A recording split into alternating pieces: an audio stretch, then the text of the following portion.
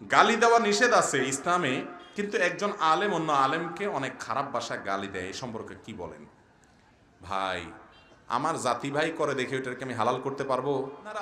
বিয়ের আগে ওই প্রেম প্রীতি ভালোবাসা 2 নাম্বারই এগুলো এত করেন যে ভালোবাসা আপনাদের এত উতরায়, মেসেজ আদান প্রদান করেন হোয়াটসঅ্যাপে, মেসেঞ্জারে, মোবাইলে, কলে, ভিডিও কলে, তারপরে চাইনিজে খাওয়ান, চটপটি খাওয়ান, বাদাম খাওয়ান, ফুচকা খাওয়ান, জামা কিনে দেন, কাপড় কিনে দেন, মোবাইলে ব্যালেন্স দেন, এত কিছু করেন, চিঠি আদান প্রদান করেন, এত তামাশা, আরে ভালোবাসা এত দেন, এত দেওয়া দেওয়ার পরেও দেখা যায় কদিন পরে ঠুস করে ভেঙে যায়।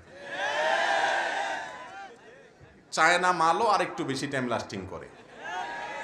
এই তথাকথিত অবৈধ প্রেম ভালোবাসা যতটা লাস্টিং করে এর চাইতে চায়না মালও আরো বেশি, চায়না মালের চাইতে এটার লাস্টিং কম। উকিল বাবা, যেটা আমাদের সমাজে বহুল ভাবে প্রচলিত, বিয়ে মানেই উকিল বাবা, এটা সকলকে বুঝিয়ে বলার অনুরোধ রইল, ইসলামে আদৌ উকিল বাবা আছে কিনা।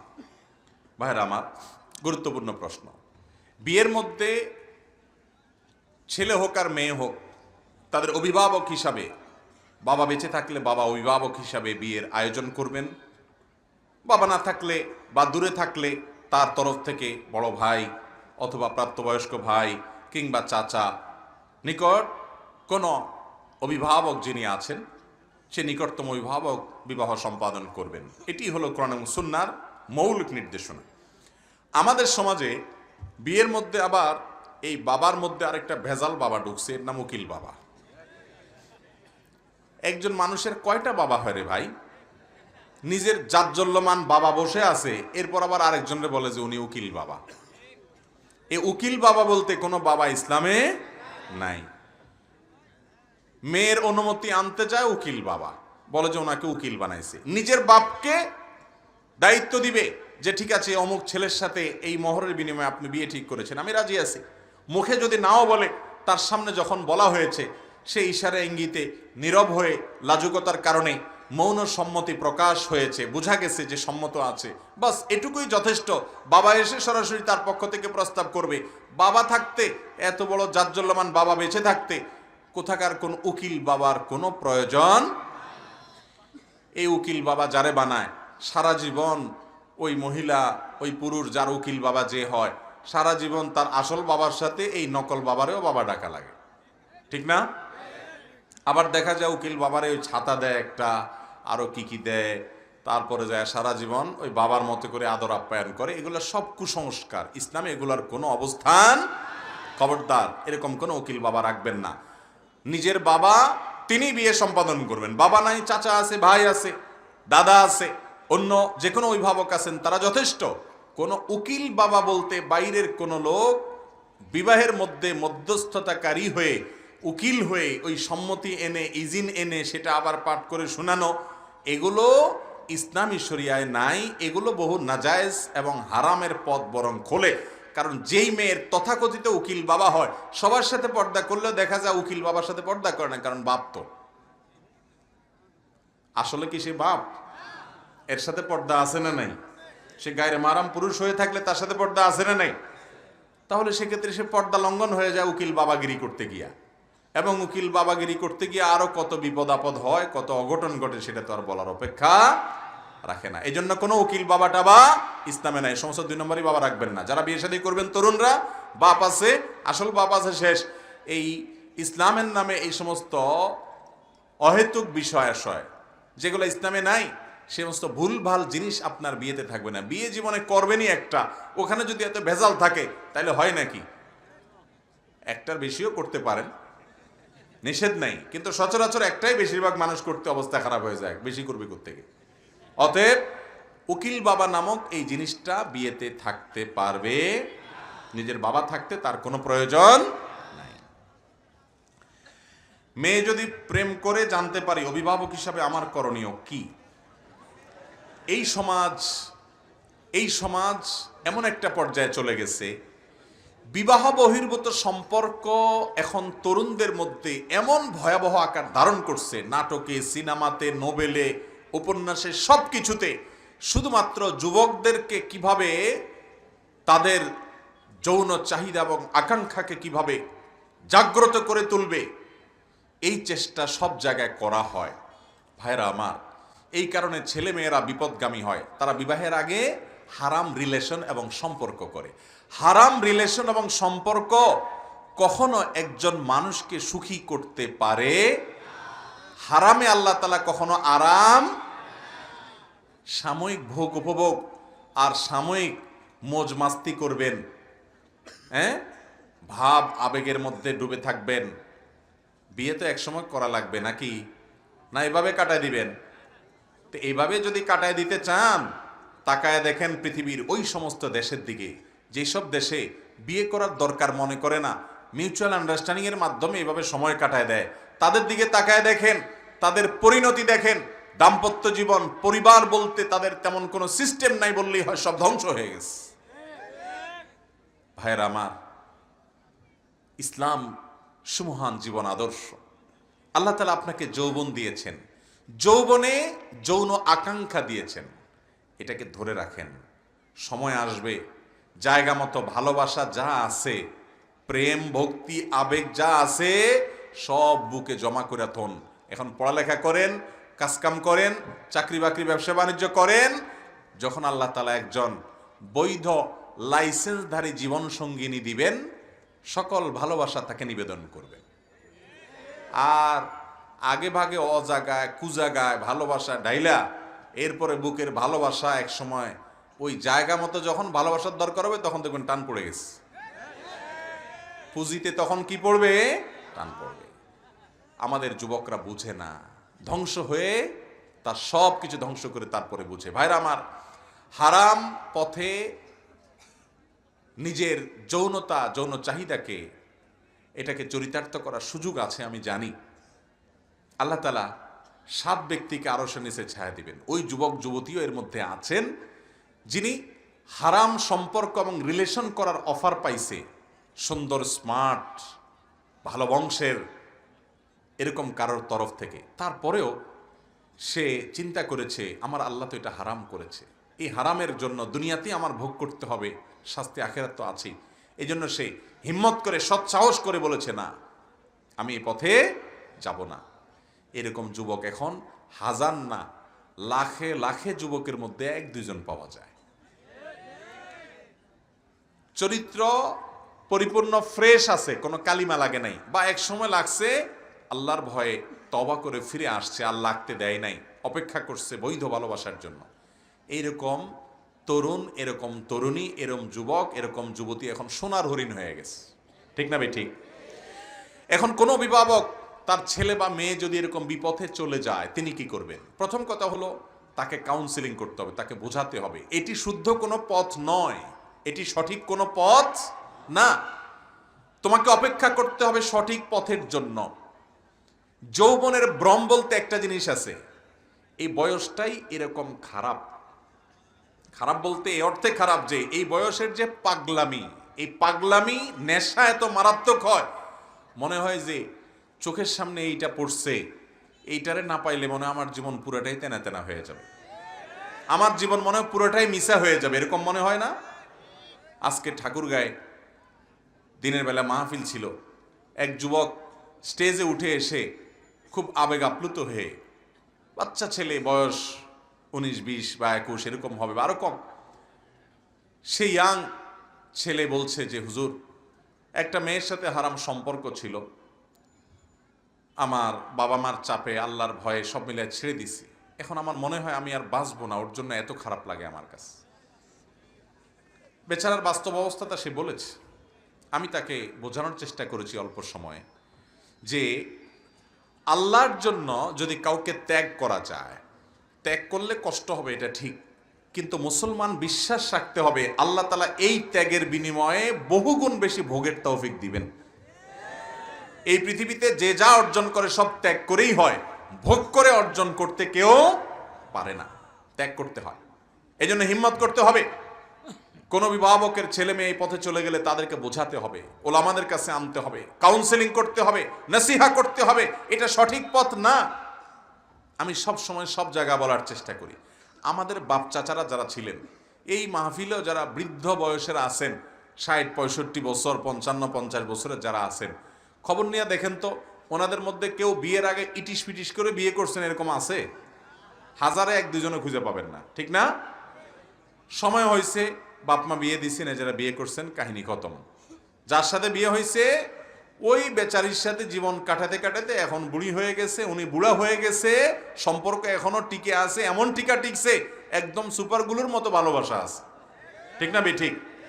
আর আপনারা বিয়ের আগে ওই প্রেম প্রীতি ভালোবাসা 2 নাম্বারই এগুলো এত করেন যে ভালোবাসা আপনাদের এত উতরায়, মেসেজ আদান প্রদান করেন হোয়াটসঅ্যাপে, মেসেঞ্জারে, মোবাইলে, কলে, ভিডিও কলে, তারপরে চাইনিজে খাওয়ান, চটপটি খাওয়ান, বাদাম খাওয়ান, ফুচকা খাওয়ান, জামা কিনে দেন, কাপড় কিনে দেন, মোবাইলে ব্যালেন্স দেন, এত কিছু করেন, চিঠি আদান প্রদান করেন, এত তামাশা, আরে ভালোবাসা এত দেন, এত দেওয়া দেওয়ার পরেও দেখা যায় কদিন পরে ঠুস করে ভেঙে যায়।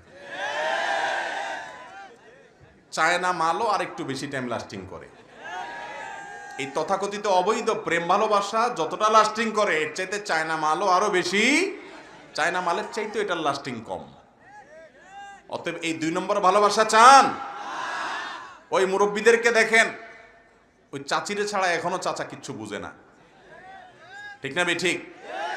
চাচারে ছাড়াও চাচি কিছু বুঝে না। ভালোবাসা আঠার মতো, কারণ এই ভালোবাসায় কোনো ভেজাল নাই, নোংরামি নাই, অসভ্যতা নাই, এটার নাম দিছে প্রেম।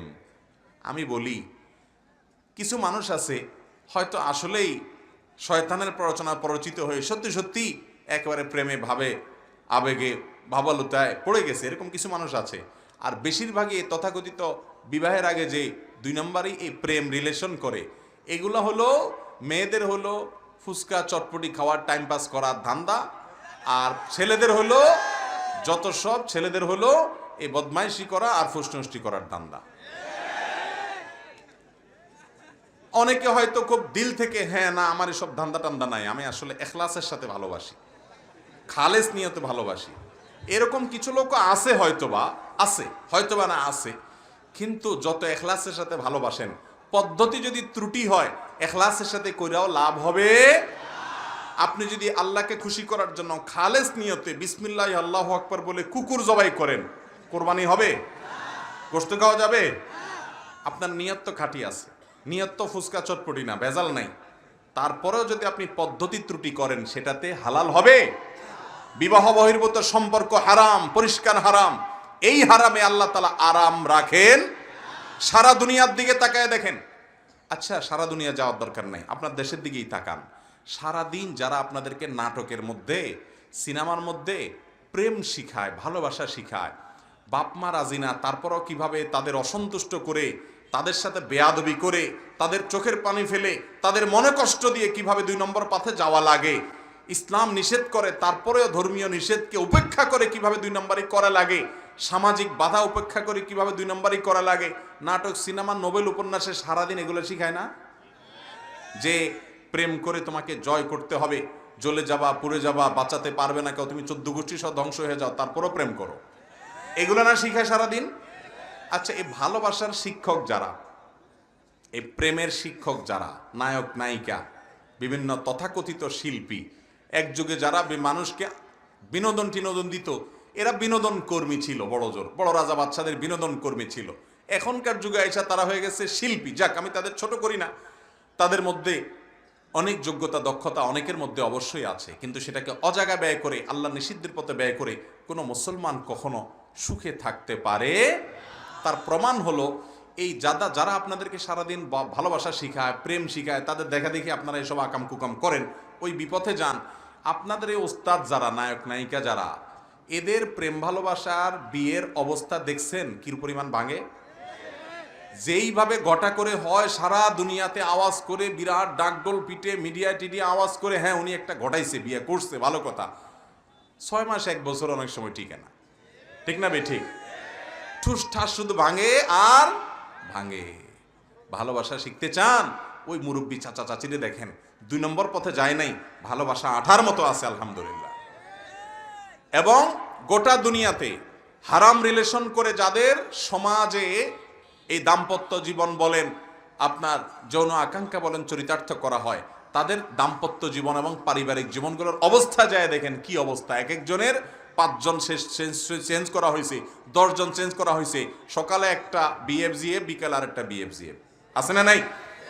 যুবকরা, মুসলমানের সন্তান বিপদগামী হতে পারে না। সব যুবকদের আজকাল এই বদমাইশি আছে, সব অনেক মেয়েদের আছে, বেশিরভাগ যুবক ছেলে মেয়েদের আছে। কিন্তু আমি একজন মুসলমান হিসাবে, বিবেকবান হিসাবে আমি নিজেকে কন্ট্রোল করার চেষ্টা করবো ইনশাআল্লাহ। আরে সবাই যা করে আমিও তা করি, তাহলে আমি আর বিশেষ হইলাম কি? জান্নাত তো বিশেষ মানুষদের জন্য, ঠিক না? ঠিক। ডাইরেক্ট হয়ে যাবেন না, নিজের মেরুদণ্ডে কিছু শক্তি রাখবেন। আল্লাহ বুঝার তৌফিক দান করেন।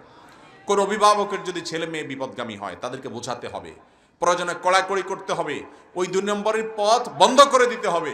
কান্দাকাটি করবে, বলবে আমি মরে যাব, হান হবে তান হবে, এত সোজা না মরণ। কথা কি বুঝাতে পারছি? হ্যাঁ, বেশি বেলাইন যদি মনে হয় যে না আসলেই কোনো অঘটন ঘটাইতে পারে, অবশ্যই তাকে যথাযথ মনিটরিং করতে হবে।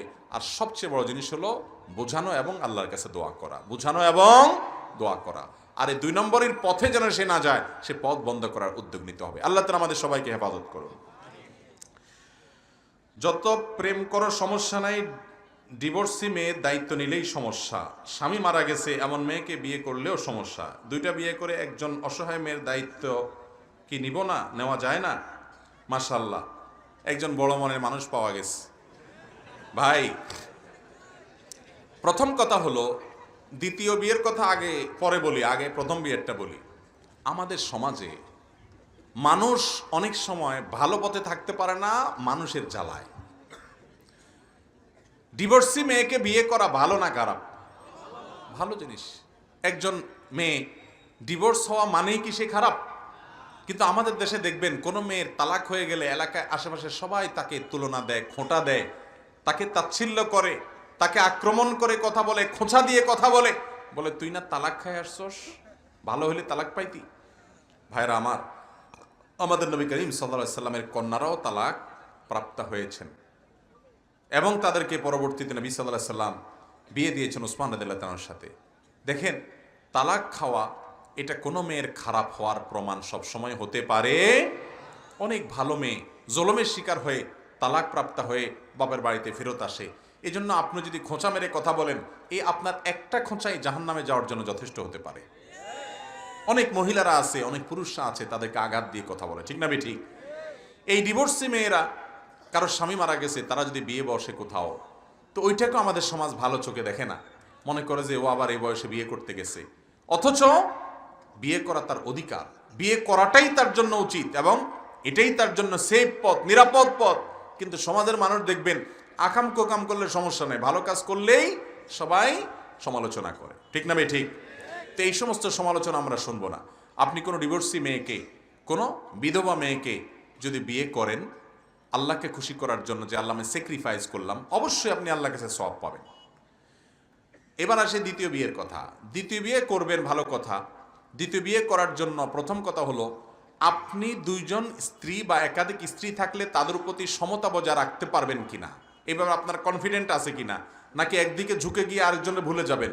আমি অনেকের কথা জানি, জোশে পড়ে বিধবা মেয়ের আশ্রয় দিতে গিয়ে, তাকে সহায়তা করতে গিয়ে বিয়ে করছে, কয়দিন পরে জোশ থেমে গেছে, আর ওই বেচারের খোঁজ খবরও নেয় না। এরকম যেন না হয়, সকল শর্ত পূরণ করে করতে হবে। একাধিক বিয়ে করা এটা আরেক মুশকিল। আমাদের সমাজে একটার বেশি বিয়ে করলে আশেপাশে মানুষ এমন একটা ভাব করে, মনে হয় লোকটা জেনা করছে, এরকম খারাপ চোখে দেখে। উদ্দেশ্যমূলকভাবে ইসলামের শত্রুরা মুসলমানদের কাছে হালাল বিষয়গুলোকে খারাপ করে তুলে ধরছে। ইবলিস এক্ষেত্রে কাজ করছে। আল্লাহ যেটাকে হালাল করেছেন ওটা যদি আপনি হারাম মনে করেন, ওইটাকে যদি আপনি খারাপ মনে করেন, ইমানই থাকবে না, ইমানই থাকবে না। এত জটিল বিষয়। আল্লাহ আমাদেরকে বোঝার তৌফিক দান করুন। এরপরে প্রশ্ন হলো, শুকনা গোবর দিয়ে রান্না করা জায়েজ আছে কিনা? শুকনা গোবর এটাকে বিভিন্নভাবে জ্বালানি হিসাবে আমাদের দেশে গ্রামাঞ্চলে অনেক জায়গায় ব্যবহার করা হয়। তো রান্নার কাজে যদি শুকনা গোবর ব্যবহার করেন, ওইটা পুড়ে ওইটার আগুনে রান্না করেন, তাহলে সে রান্না খাওয়া হালাল হবে। ওই রান্না খাওয়া হালাল হবে, এই রান্না খাওয়াতে কোনো অসুবিধা হবে। দেখার বিষয় হলো, পাতিলে যে রান্না করছেন ওই চাল ডাল মাছ গোশত তরি তরকারি, এটা টাকা হালাল টাকা দিয়ে কিনছেন কিনা, এটা হলো মূল দেখার বিষয়। ওই আসলটা জিগান না, শুধু নকলগুলা জিগান, ডানে বামে আতায় বেড়ান, কি দিয়া জ্বালানি করছেন ওইটা বিষয় না। ওই পাতিলের ভিতরে যেটা আনছেন ওটা কি চুরি করে আনছেন কিনা, আর একজন আইল ঠেলে তার দিয়া আপনার চাউল বানায়া ধান চাষ করে চাল বানায় তারপরে এসে রাঁধতেছেন, ওই হারাম খাইতেছেন কিনা সেটা হলো দেখার বিষয়। কথা কি বুঝাতে পারছি? হারাম যদি হয়, হারাম খানা যদি হয়, ওইটা যদি একেবারে কাঠের লাকড়ি দিয়েও আপনি আগুন জ্বালান, তাতেও ওই খাওয়াটা হালাল হবে। আর যদি পাতিলের জিনিসটা হালাল থাকে, মাথার ঘাম পায়ে ফেলে রক্ত ঝরা টাকা দিয়ে টন টন করে বাঁচবে এরকম ফ্রেশ হালাল টাকা, ওইটা দিয়ে যদি বাজার করে আপনি, ওইটা দিয়ে যদি ফসল উৎপাদন করে আপনি রান্না বাড়া করেন, তাহলে গোবর দিয়ে রান্না করলেও সেটা হালাল হবে। কারণ গোবর তো আগুনে পড়ে ছাই হয়েছে, উত্তাপ দিছে, ওইটা তার পাতিলে ঢুকে নাই যায়। পাতিলে ঢুকলে না ওইটা নাপাক হইতো, নাজায়েজ হইতো। যেহেতু পাতিলে ঢুকে নাই, অতএব গোবর দিয়ে রান্না করলেও ওই রান্না করা খাবার খাওয়া হালাল হবে। কথা কি বুঝাইতে পারছি? এরপরে প্রশ্ন হলো, মাথায় খোপা বাঁধা অবস্থায় কি নামাজ হবে? মেয়েরা নামাজ পড়ার সময় তাদের মাথার খোপা তারা বেঁধেও নামাজ পড়তে পারে, চুল ছেড়েও নামাজ পড়তে পারে, অন্য কোনো ভাবে রেখেও নামাজ পড়তে পারে। মূল বিষয় হলো নিষিদ্ধ কোনো অবস্থাতে যেন না থাকে। অর্থাৎ বিশেষ করে নামাজের মধ্যে মেয়েদের মাথা থেকে পা পর্যন্ত পুরো শরীর ঢেকে নামাজ পড়তে হয়। 2 হাতের কবজি, 2 পায়ের পাতা এবং চেহারা, এইগুলা ছাড়া আর বাকি পুরো শরীর ঢেকে রাখতে হয়, চুলও ঢেকে রাখতে হয়। অতএব বড় ওড়নার ভেতরে চুল আবৃত রেখে নামাজ পড়বেন। সেখানে তিনি খোপা বাঁধছেন না বাঁধেন নাই, এটার সাথে নামাজ হওয়া না হওয়ার সম্পর্ক নাই। কথা কি বুঝাতে পারছি? ফজরের ওয়াক্ত কখন শেষ হয়? সূর্য ওঠা বলতে সূর্য লাল হয়ে ওঠা নাকি ফর্সা হওয়া? কখন নিষিদ্ধ সময় হয়? ভাইরা আমার, সূর্য কখন উদিত হয়, আপনি যেই এলাকাতে যেই অঞ্চলে বসবাস করেন, এখানে সূর্য কখন বের হয় তখন নামাজ নিষিদ্ধ হয়। সূর্য কখন উদিত হয় আজকাল তার টাইমিং আধুনিক যুগে প্রতিদিনেরটা প্রতিদিন অনলাইনে অফলাইনে বিভিন্নভাবে জানা যায়। এতটা এত মিনিটে সূর্য উঠে, ওই সূর্য ওঠার টাইম ফলো করে আপনি তার কয়েক মিনিট আগে ফজর নামাজ পড়া বন্ধ করবেন। কারণ সূর্য যখন উঠে ওই মুহূর্তে নামাজ পড়া হারাম। ওই মুহূর্তে নামাজ পড়া কি?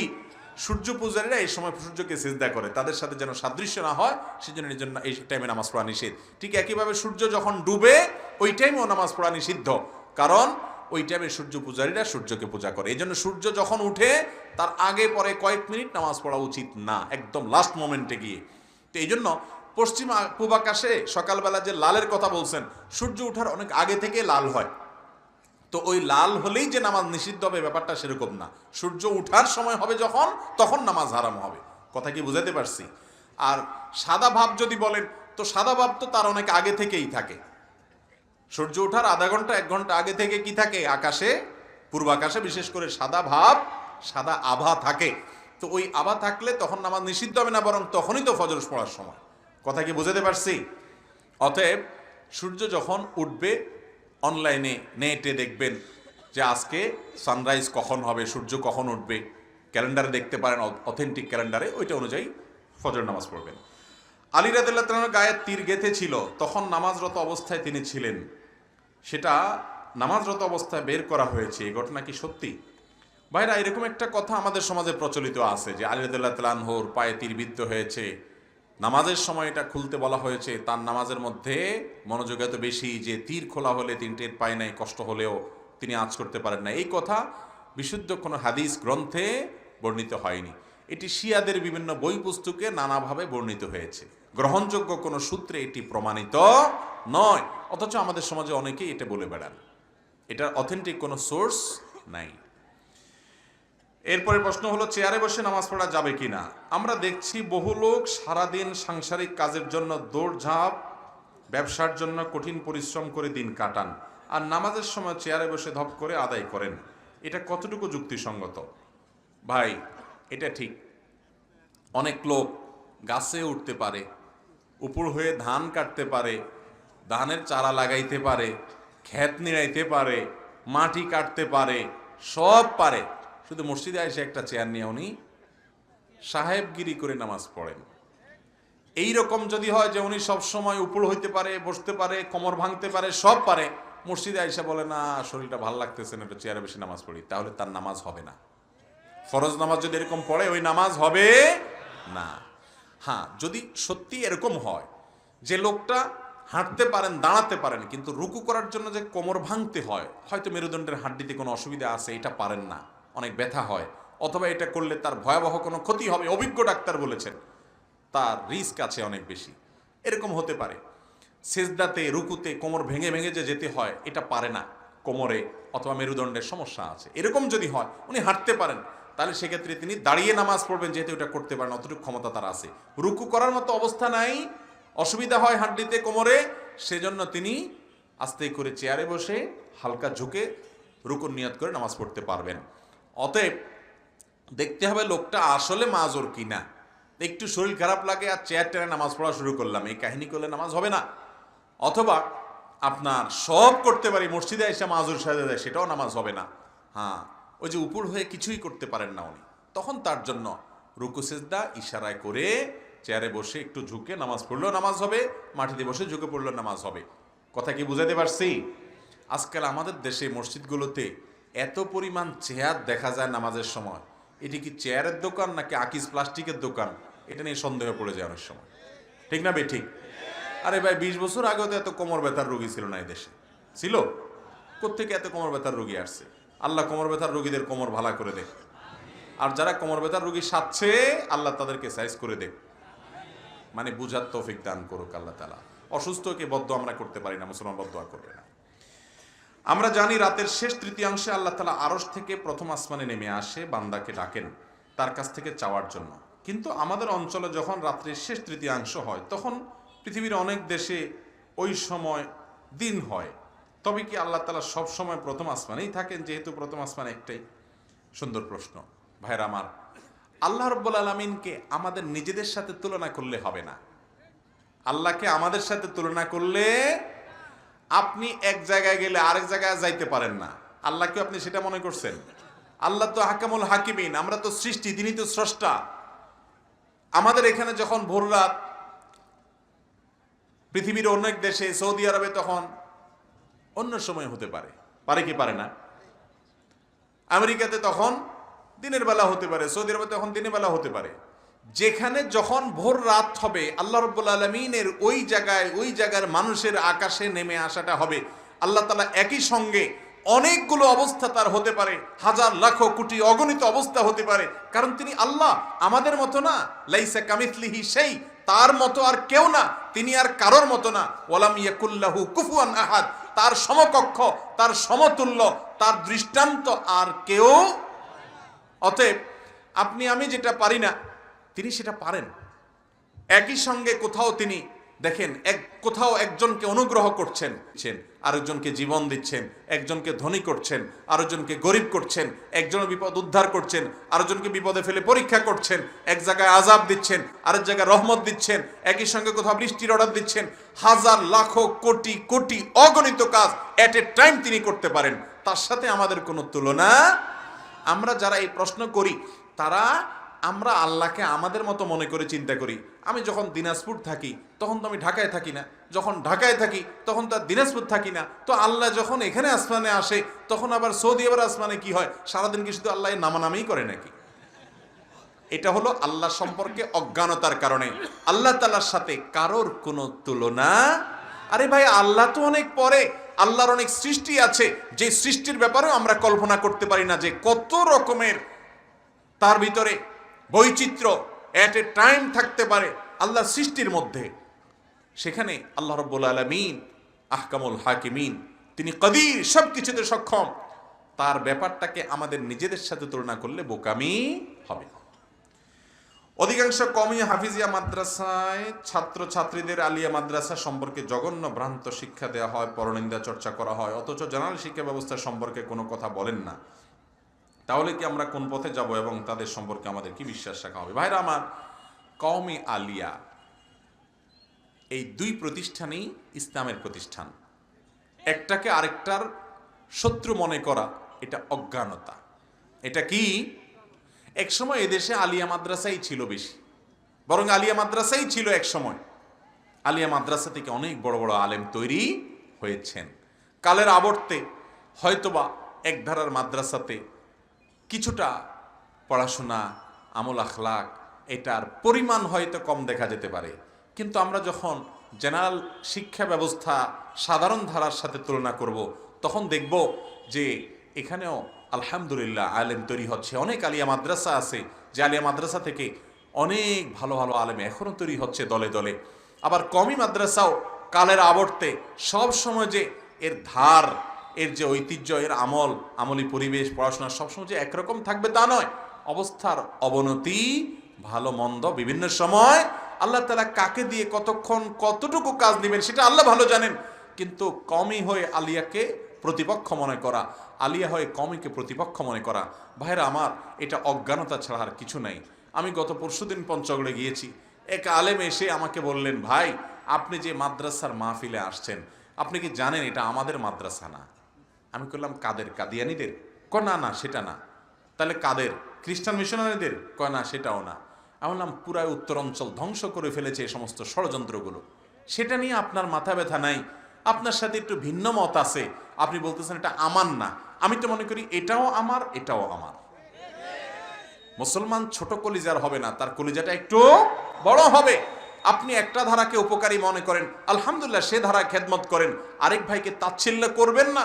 ভাইয়েরা, আমরা বহু কামড়া কামড়ি করছি, বহু এরকম রেশারেশি করছি, বহু একে অন্যকে তুচ্ছ তাচ্ছিল্য করছি, নিজেকে শ্রেষ্ঠ মনে করছি।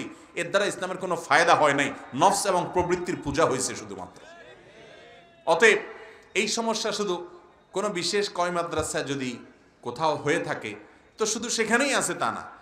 হতে পারে কোনো আলিয়া মাদ্রাসাতে পড়ুয়া ভাই কমি আলা ভাইদেরকে মনে করে সে আমার প্রতিপক্ষ। ভাইরে, নিজের ভাইকে প্রতিপক্ষ বানাচ্ছেন কেন? কমি হোক আর আলিয়া হোক, এই সবগুলো আমাদের প্রতিষ্ঠান, এই সবগুলো ওলামায়ে কেরাম তৈরির কারখানা। আমরা কোনোটা নিয়ে গর্ব করার সুযোগ নাই। আল্লাহ তাআলা আপনাকে নিয়ে আজ বেশি কাজ নিচ্ছে, কালকে আল্লাহ না করুক আরেকজনকে নিয়ে আল্লাহ কাজ নিতে পারেন। আল্লাহ কখন কার কাছ থেকে কাজ নিবেন এটা আল্লাহর ফয়সালা, ঠিক না বে ঠিক? অতএব আমরা ব্যক্তিগতভাবে এসব নিয়ে রেশারেশি করবেন। এলাকাতে আলিয়া এবং কওমি মাদ্রাসা, আলিয়া মাদ্রাসার ভাইয়েরা কওমিতে যাবেন, তাদের প্রোগ্রামে যাবেন, কওমি মাদ্রাসার ভাইয়েরা আলিয়া মাদ্রাসার প্রোগ্রামে আসবেন, একে অন্যকে সহযোগিতা করবেন। কারণ আমরা সবাই আল্লাহর জন্য একে অন্যকে ভালোবাসবো। তাআবানু আলাল বিররি ওয়াত তাকওয়া, আল্লাহ বলেছেন ভালো এবং তাকওয়ার কাজে একে অন্যের সহযোগী হও। আর শয়তান আমাদেরকে প্রতিপক্ষ বানায় রাখছে, ঠিক না বে ঠিক? আমাদের সামনে যে চ্যালেঞ্জগুলো আছে, ওই চ্যালেঞ্জগুলো যদি আমরা জানতাম তাহলে এই রেশারেশি করতাম।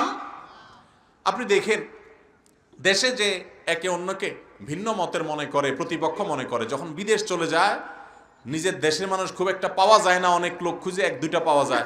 ওখানে দেখবেন একটা দেশি মানুষ, তার সাথে শত মত পার্থক্য থাকার পরেও দেখলে খুব আপন মনে হয়, আমার দেশি ভাই।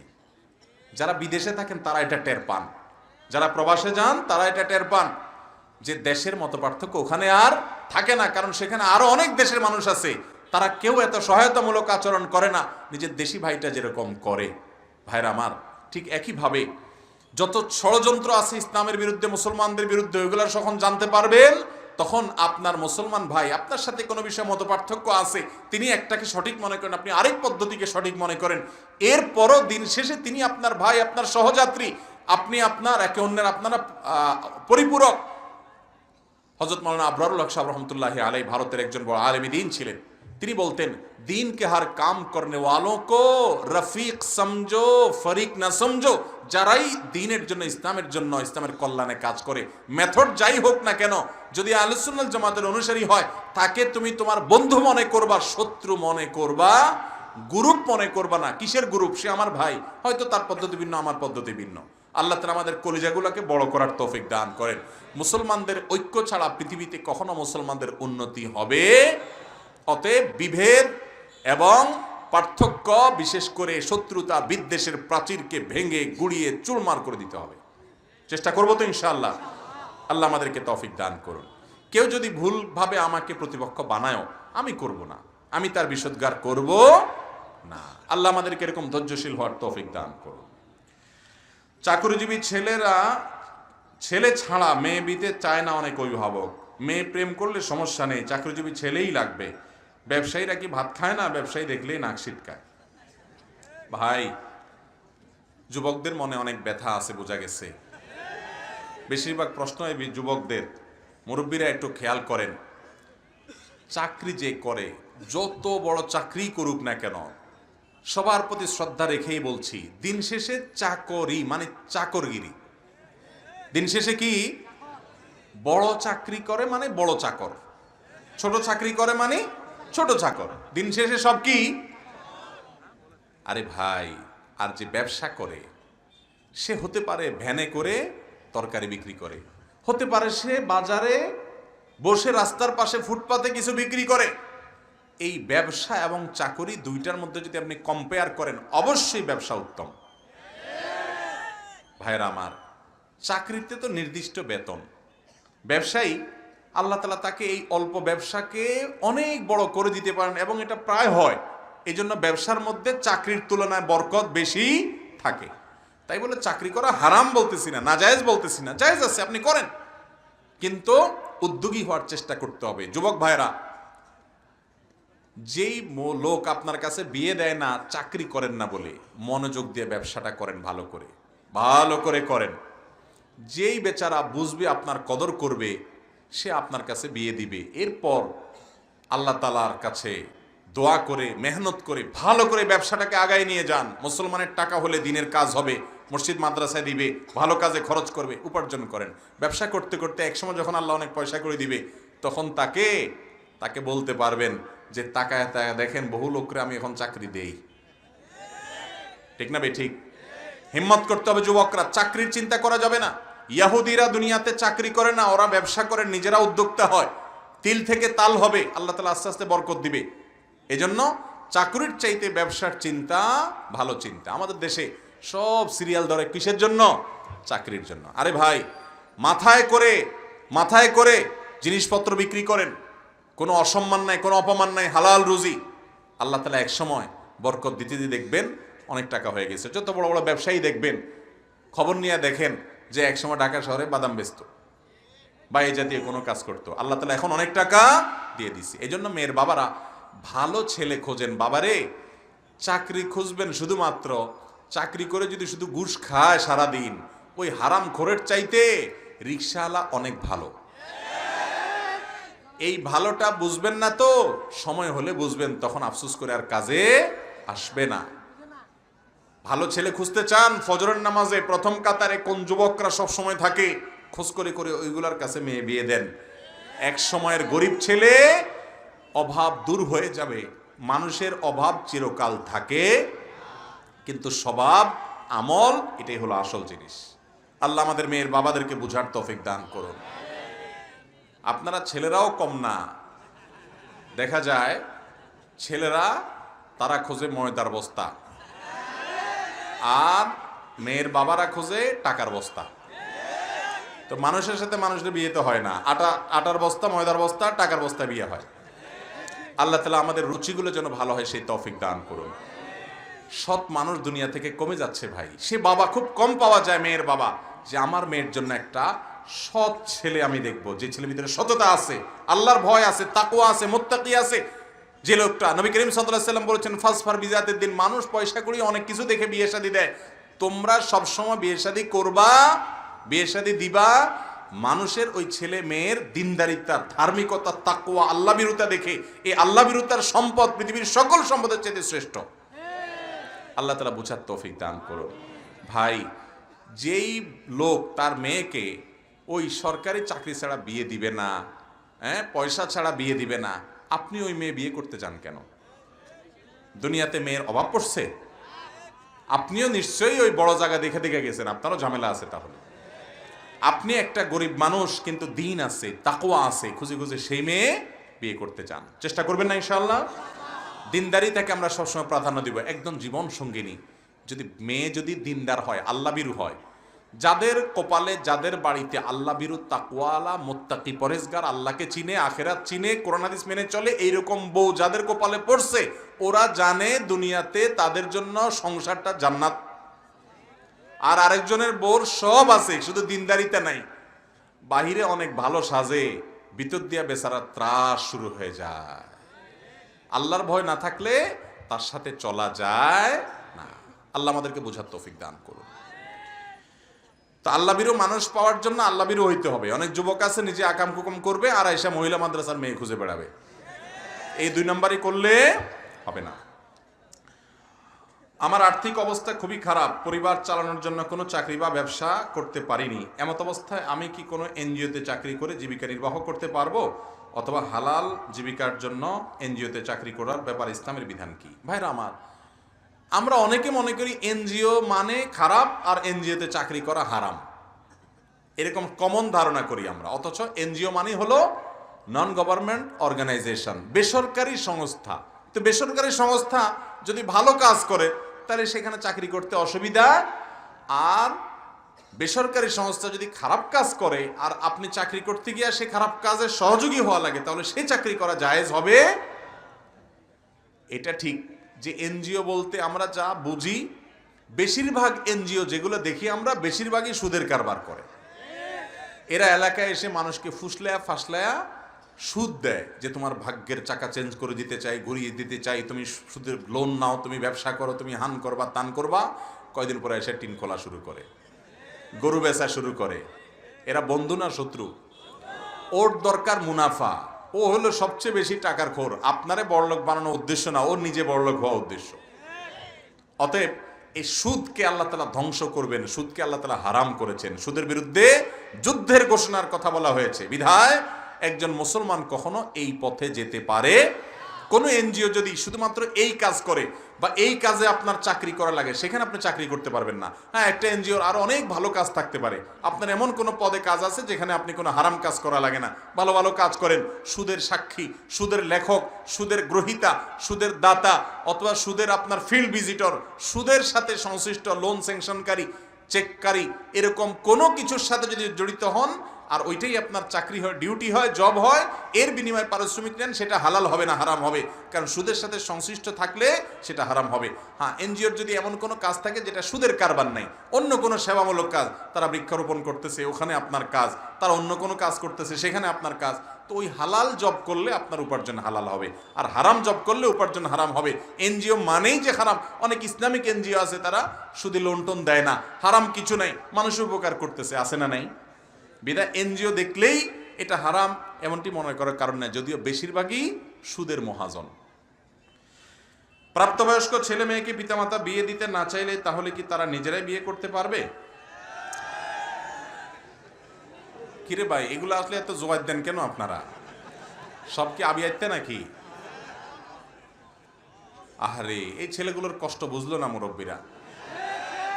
মুরব্বীরা, আপনারা যখন অল্প বয়সে বিয়ে করছেন তখন এত ফেতনা ছিল না বাবারা। এখন অনেক ফেতনা, অনেক ফেতনা। ফেসবুকে, ইউটিউবে, অনলাইনে, অফলাইনে এই ছেলেরা নিজেদের চরিত্র ভালো রাখতে চাইলেও পারে না, গায়ে এসে পড়ে ফেতনা। অতএব তাদের, আপনারা যত অল্প বয়সে বিয়ে করছেন এদের আরো তাড়াতাড়ি দরকার। এদেরকে যদি তাড়াতাড়ি না দেন ফেতনায় ভরে যাবে বাবারা। নবী করিম সাল্লাল্লাহু আলাইহি সাল্লাম সাবধান করেছেন, আপনি যদি সময় মতো বিয়ে না দেন, বলে কি নিজের পায়ে নিজে আগে দাঁড়াও। কেন, সে কি আরেকজনের পায়ে দাঁড়া রয়েছে? তো নিজের পায়ে দাঁড়ানো মানেটা কি? এটার মানে হলো তুমি এক বস্তা পয়সা কামাই করো, এরপরে তুমি বিয়ে করিও। আপনি নিজে বিয়ে করার সময় কয় টাকার মালিক ছিলেন? বুকে হাত দিয়ে বলেন তো। পোলার বেলায় কথা যে বলতেছেন, ছেলের বেলায় আপনি নিজে বিয়ে করার সময় কয় টাকার মালিক ছিলেন? কিচ্ছু ছিল না আপনার। আপনার বাপে বিয়ে করাইছে, করাইছে না? না খায় মরে গেছেন আপনি। মন মানসিকতা পাল্টাতে হবে। আর যুবকদেরকে বলতেছি, এখানে মিছিল দিয়া লাভ নাই। পয়সা করে কামাই করেন কিছু, নিজে বাপের হোটেলে খান, আরেকটা মেয়ে আয় না ওইটারও বসে বসে খাওয়াবেন, বাপের উপরে সব চাপাই দিবেন, কাজ কাম করবেন না, সারাদিন বসে ইটিস পিটিস করবেন, ফুটবল দেখবেন, হান করবেন, তান করবেন, ফাজলামি করবেন, ফালতু কাজ করবেন, কাজের কাজ করবেন না। টিউশনি করেন, পরিশ্রম করেন, কাজ করেন। বিদেশে অমুসলিম দেশগুলোর অনেক ভালো দিক আছে যেগুলো ইসলাম আমাদেরকে দিয়েছে, আমরা করি না। তাদের দেশে দেখা যায় যে বড়লোকের ছেলেও সে নিজে উপার্জন করে, বাবার দিকে তাকায় থাকে না, কিছু একটা করে, উপার্জন করেন, পয়সা করি কামান। আরে ভাই, দুনিয়াটা এরকম, পয়সা করি যখন কামানো ধরবেন আর পয়সা করি যখন হয়ে যাবে, তখন বিয়ে আপনি চাওয়া লাগবে না, মেয়ের বাপরা আপনারা টেনে নিয়ে যাবে। অতএব নিজেরা উপার্জন করতে হবে। আর উপার্জন যদি করতে সেরকম নাও পারে, বাবা মারা সহযোগিতা করা উচিত, সহযোগিতা করা উচিত। আল্লাহ সবাইকে বোঝার তৌফিক দান করুন। কিন্তু তাই বলে বাপ মা দেয় না দেখে একদম নিজেরা পালায়া 2 নম্বরই করে বিয়ে করবেন। বিয়ে এটা পালানোই, পালায়া করা জিনিস না। এটা কি চুরি নাকি? এটা তো ভালো জিনিস, চুরি করে কেন করবেন? এটা জীবনে একবার করবেন, চুরিদারি করে পালায়া লুকায়া ছাপায়া কেন করবেন? যেই কোনো ভাবে হোক বাপ মারে ফুসলা ফাসলা রাজি করাবেন, আর সিরিয়াস হবেন, এত কাজ করবেন, বাপ মা দেখবে যে মাশাআল্লাহ বিয়ের জন্য ছেলে আমার এত কষ্ট করতেছে, উপার্জন করবেন। এবং আলেম ওলামাদেরকে দিয়ে বুঝাবেন, তাদেরকে দিয়ে বুঝাবেন, কোরআন হাদিসের আলোকে বুঝাবেন, দোয়াও করবেন, আল্লাহ মা বাবার দিলটা নরম করে দাও। যদি একদম মা বাবা তো অমানুষ হয়, অনেক মা বাবা আছে এরকম যে মেয়ের বয়স 30 হয়ে গেছে তাও বিয়ে দেয় না, চাকরি করে মেয়ে, বসে বসে পয়সা খায় বাপ মা, বিয়ে দিলে তো স্বামী নিয়ে যাবে। এরকম যদি হয় তাহলে সেক্ষেত্রে আলেমদের সাথে, আমার মাসআলা কমন মাসআলা নেবেন না, আলেমদের সাথে দেখা করে, বিচক্ষণ কোনো আলেমের সাথে পরামর্শ করে আপনার পুরো অবস্থা ডিটেল বলে পরামর্শ নেবেন যে হুজুর আমার এই মুহূর্তে কি করা উচিত। এমনও হতে পারে যে আপনাকে তখন পারমিশন দেওয়া হবে, যাও তুমি কোনো দ্বিতীয় ব্যক্তিকে অভিভাবক বানিয়ে তোমার সেকেন্ড অভিভাবকের কাছে দিয়ে তার মাধ্যমে, অথবা তুমি নিজে প্রাপ্তবয়স্ক হলে বিয়ে করো, তারপরেও গুনাহ থেকে বাঁচতে হবেই হবে। প্রয়োজনে যদি এমন হয় যে সকল পথ বন্ধ, গুনাহ থেকে বাঁচার কোনো উপায় নাই, তাহলে সেদিকে আপনি যেতে পারেন শেষ চিকিৎসা হিসাবে। তার আগে অনেকগুলো আছে, গুনাহের রাস্তার ধারে কাছে যায় না, চোখের গুনাহ থেকে হেফাজত করেন, তাহলে তো অর্ধেক বাঁচা সহজ হবে। নিজে সব জায়গায় চোখ বালায় বেড়াবেন, এরপর বলবেন গুনাহ থেকে বাঁচতে পারি না, হবে না তো। আল্লাহ বলছেন ওয়ালা তাকরাবুজ জিনা, জিনার কাছেও, কাছে যায় বলবেন কি হুজুর বাঁচতে পারতেছি না, আপনি সরে আসেন, তাহলে তো বাঁচতে পারবেন। আল্লাহ তাআলা আমাদের জন্য সহজ করে দেন, যুবকদের চরিত্রগুলো হেফাজত করার তৌফিক দান করেন। যৌবনে কালিমা লাগাইলে ভাইরা সারা জীবন আফসোস করবেন, বুড়ো বয়সে সেজদা দিবেন আর চোখের সামনে ভাসবে আরে আমি জোয়ান বয়সে কত আকাম কুকাম করছি, আফসোস হবে, অপরাধ বোধ তাড়িয়ে বেড়াবে। আর যৌবন কালে যদি বাঘের বাচ্চার মতো হারাম থেকে বাঁচতে পারেন, তখন নিজের কাছে ভালো লাগবে যে আলহামদুলিল্লাহ আমার যৌবনে আমি কালিমা লাগাতে দেই নাই, সবগুলো আকাম কুকাম করছে আমি করতে দেই নাই। চেষ্টা করে যাবেন ইনশাআল্লাহ। আল্লাহ আমাদেরকে তৌফিক দান করো। আজান ও ইকামাতে আশহাদু আন্না মুহাম্মাদুর রাসূলুল্লাহ বললে মুয়াজ্জিন আমরা কি সাল্লাল্লাহু আলাইহি সাল্লাম বলবো? মুয়াজ্জিন আজানে যা বলে সেটা শুনে শুনে আমরা তা বলবো। তারদিদে আজান, আজানের জবাব দেয়া বলা হয় এটাকে। নবী করিম সাল্লাল্লাহু আলাইহি সাল্লাম সহিহ মুসলিমের হাদিসে বলেছেন, ইযা সামি'তুমুল মুআজ্জিন, তোমরা যখন মুয়াজ্জিনকে আজান দিতে শুনবে, ফাকুলু মিসলা মা ইয়াকুলুল মুআজ্জিন, তখন মুয়াজ্জিন যা যা বলে তোমরাও তা তা বলবে। তো যা যা বলে তা তা বলতে বলছে নবীজি। এমনকি ব্যাখ্যাও করে বলেছেন, একটা একটা বাক্য করে তিনি দেখেছেন, যখন আল্লাহু আকবার বলবে তখন তোমরা আল্লাহু আকবার বলবে, যখন আশহাদু আল্লা ইলাহা ইল্লাল্লাহ বলে তখন তোমরা আশহাদু আল্লা ইলাহা ইল্লাল্লাহ বলবে, যখন আশহাদু আন্না মুহাম্মাদুর রাসূলুল্লাহ বলে নবী সাল্লাল্লাহু আলাইহি সাল্লাম শিক্ষা দিয়েছেন, তখনও তোমরা আশহাদু আন্না মুহাম্মাদুর রাসূলুল্লাহই বলবে। সাল্লাল্লাহু আলাইহি সাল্লাম বা দুরূদ পড়বেন আজানের শেষে, আজানের জবাব দিবেন তখন দুরূদ পড়বেন, কিন্তু ওই মধ্যখানে দুরূদ না, ওখানে আশহাদু আন্না মুহাম্মাদুর রাসূলুল্লাহ বললে আপনিও সাথে আশহাদু আন্না মুহাম্মাদুর রাসূলুল্লাহই বলবেন। অনেকে এটা জানে না, আশহাদু আন্না মুহাম্মাদুর রাসূলুল্লাহ বললে কি বলে? সাল্লাল্লাহু আলাইহি ওয়াসাল্লাম, সাল্লাল্লাহু আলাইহি ওয়াসাল্লাম বলবেন, দুরূদ পড়বেন আজানের শেষে, কিন্তু এখানে যা বলবে তাই বলবেন। হাদিসে নবী সাল্লাল্লাহু আলাইহি ওয়াসাল্লাম সেটাই শিক্ষা দিয়েছেন। তাহলে মুয়াজ্জিন আজান দিয়ে যে পরিমাণ সওয়াব পান, আপনি মুখে মুখে মুয়াজ্জিন বললে তার পেছনে পেছনে, তার সাথে সাথে তার পরে পরে যদি বলেন, এর মাধ্যমে মুয়াজ্জিনের আজান শুনে যত মানুষ নামাজ পড়ে, আল্লাহ তাআলা মুয়াজ্জিন যদি আল্লাহকে খুশি করার জন্য আজান দেয়, তাকে সওয়াব দেয়, আপনি জবাব দিয়েও সে পরিমাণ সওয়াব পাবেন। বিরাট বড় ব্যাপার, এটা করবেন। এরপরে প্রশ্ন হলো, কাতার সোজা ও ফাঁকা বন্ধ করা ইসলামের দৃষ্টিতে এর গুরুত্ব কতখানি? কাতার সোজা করার গুরুত্ব অপরিসীম। নবী করিম সাল্লাল্লাহু আলাইহি সাল্লাম বলেছেন, তোমরা কাতার সোজা করো, লা তাখতালিফু, কাতার বাঁকা করিও না, ফাতাখতালিফু কুলুবুকুম, তাহলে তোমাদের অন্তরগুলো বাঁকা হয়ে যাবে, সমাজে বিভেদ গন্ডগোল ফাসাদ হবে। কাতার সোজা করো। এবং নবী করিম সাল্লাল্লাহু আলাইহি ওয়াসাল্লাম কাতারের মধ্যকার ফাঁকা বন্ধ রাখতে বলতেন। ওই করোনা এসে আমাদেরকে যে দূরে সরাইছে, এখনো কাছে আনতে পারে নাই। আর অনেক লোক আছে এখনো দূরে দূরে দাঁড়ায়, ঠিক না বে ঠিক? নবী সাল্লাল্লাহু আলাইহি সাল্লাম নামাজে দাঁড়িয়ে ইমামতির সময় প্রত্যেক ওয়াক্তে মানুষদেরকে সাবধান করতেন, সুদ্দুল খলাল, কাতারের মধ্যকার ফাঁকা বন্ধ করো। তিনি বলতেন সাওয়ু সুফুফাকুম, কাতার সোজা করো। তিনি বলতেন লা তাদাউল ফুরুজাত লিশাইতান, কাতারের মধ্যকার ফাঁকাগুলা শয়তানের জন্য রাখবা না। তিনি বলেছেন, তোমাদের মধ্যে ওই ব্যক্তি সবচেয়ে উত্তম যে ব্যক্তি নামাজে পার্শ্ব ব্যক্তির জন্য তার কাঁধটাকে নরম করে দেয়, অর্থাৎ কাছাকাছি দাঁড়াইলে জিদাজিদি করে না। এই জন্য ভাইরা আমার, কাতারের মধ্যে ফাঁকা রাখা ভালো জিনিস। অনেক লোক আছে কাতারের মধ্যে ফাঁকা বন্ধ করে তার সাথে মিলে দাঁড়াইতে গেলে সে বলে ভাই গায়ের দিকে আসছেন কেন, আসে না, এরকম বলে, এটা অজ্ঞানতা। তবে হ্যাঁ, এর মানে এই না ফাঁকা বন্ধ করতে আপনি একজনের গায়ের সাথে এমন ঠাসা ঠাসা করে দাঁড়ালেন যে বেচারার বিরক্তির কারণ হয় অথবা কষ্ট হয়, এরকম না। কিন্তু ফাঁকা বন্ধ করে দাঁড়ানোর চেষ্টা অবশ্যই করতে হবে। দুই পরিবারের সম্মতিতে বিয়ে ঠিক করা আছে, এমত অবস্থায় মেয়ের সাথে কথা বলা যাবে কিনা, খুব দরকারি একটা প্রশ্ন। আমাদের দেশে বিয়ের আগে অনেক সময় দেখা যায় একটা নাম দিছে এঙ্গেজমেন্ট, আসেনি আপনাদের এলাকায়? বিয়ের আগে আংটি পরায় রাখে, অথবা আংটিও পরায় না, শুধু মুখে মুখে কথা পাকাপাকি হয়, ঠিক আছে আমরা তাহলে বিয়ে পড়াবো, করবো 6 মাস পরে, 2 বছর পরে, 1 বছর পরে।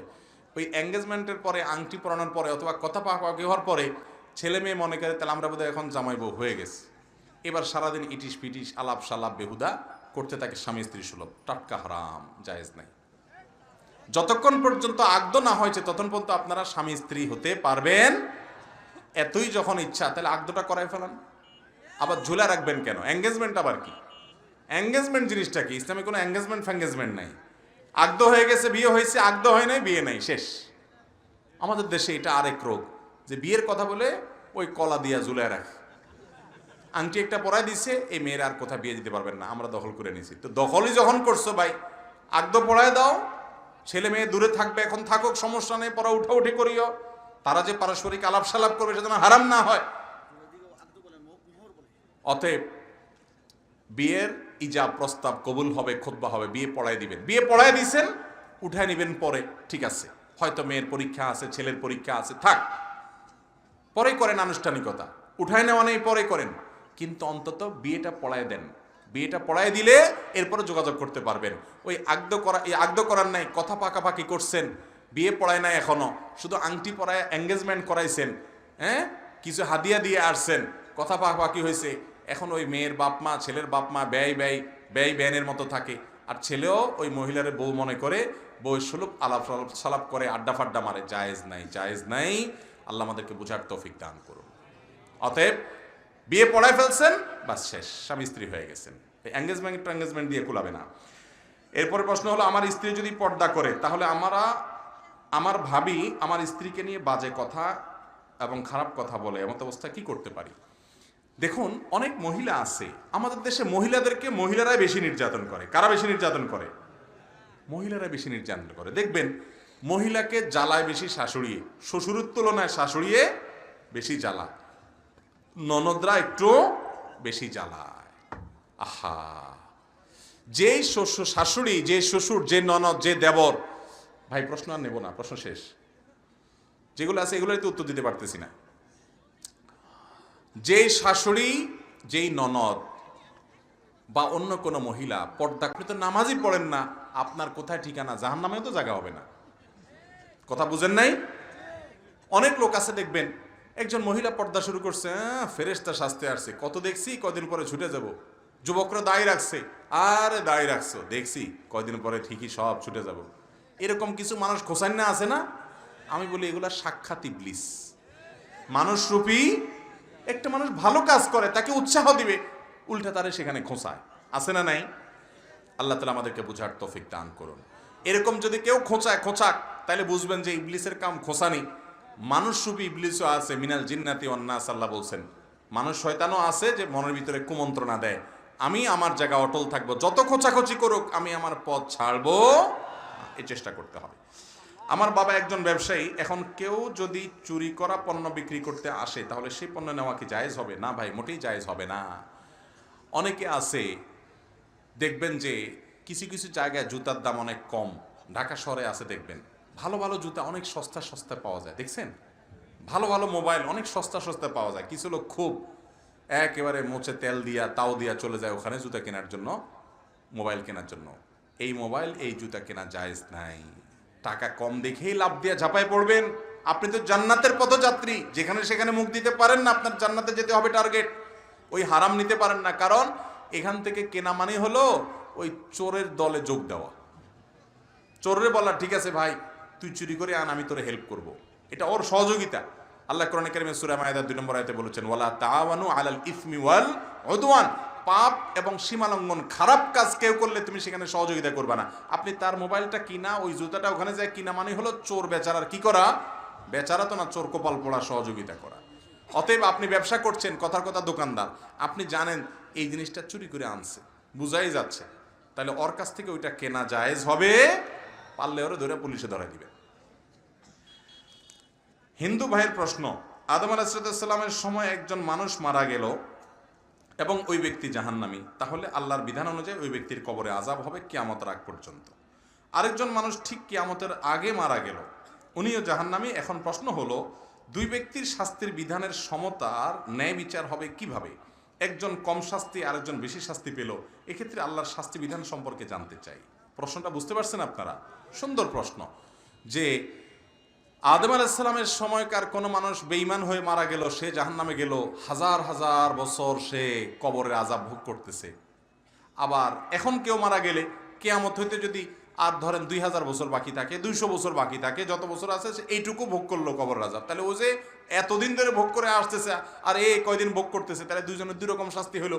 এটা তো একটু অন্যায় হয়ে গেল না, অবিচার হয়ে গেল না, অপরাধ তো একই করলো। প্রশ্ন হলো এটা, বুঝতে পারছেন?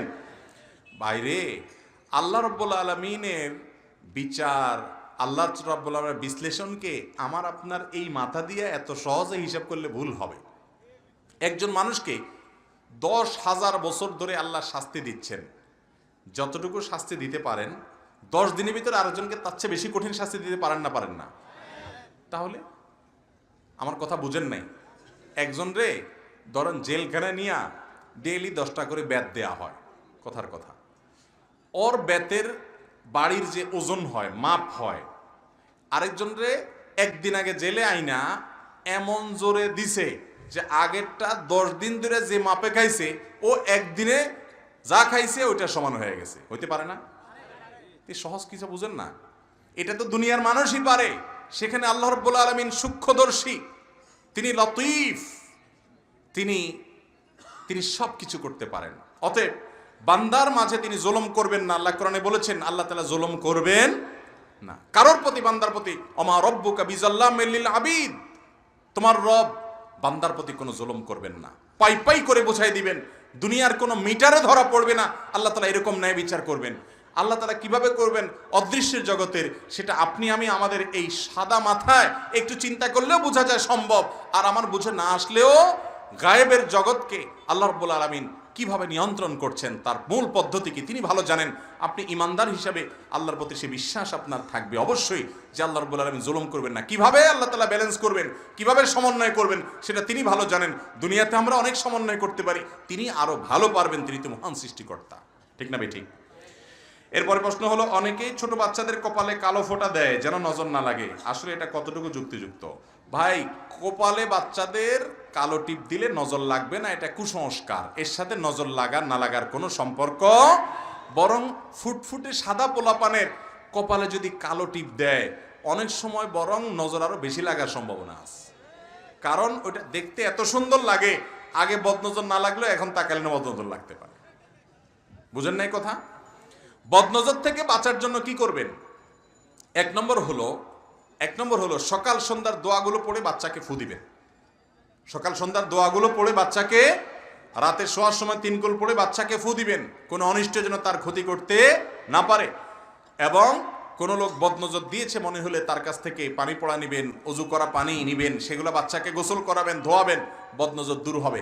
আর কারোর কাছে বদনজর কিন্তু সত্য, অনেকে মনে করে বদনজরটা কুসংস্কার। না, নবী সাল্লাল্লাহু আলাইহি ওয়াসাল্লাম বলেছেন আল আইনু হাক্কুন, চোখ দিয়া কোনো জিনিস দেখে রাক্ষসে ভাব নিয়ে অনেক সময় দেখে, ওরে বাবারে এত সুন্দর, এরকম হইলো, এটারে বলে নজরে হাসেদ, মানে হিংসামূলক ভাবে রাক্ষসে ভাব নিয়ে যদি কেউ তাকায়, তো এই তাকানোর ফলে অনেক সময় ক্ষতি হয়।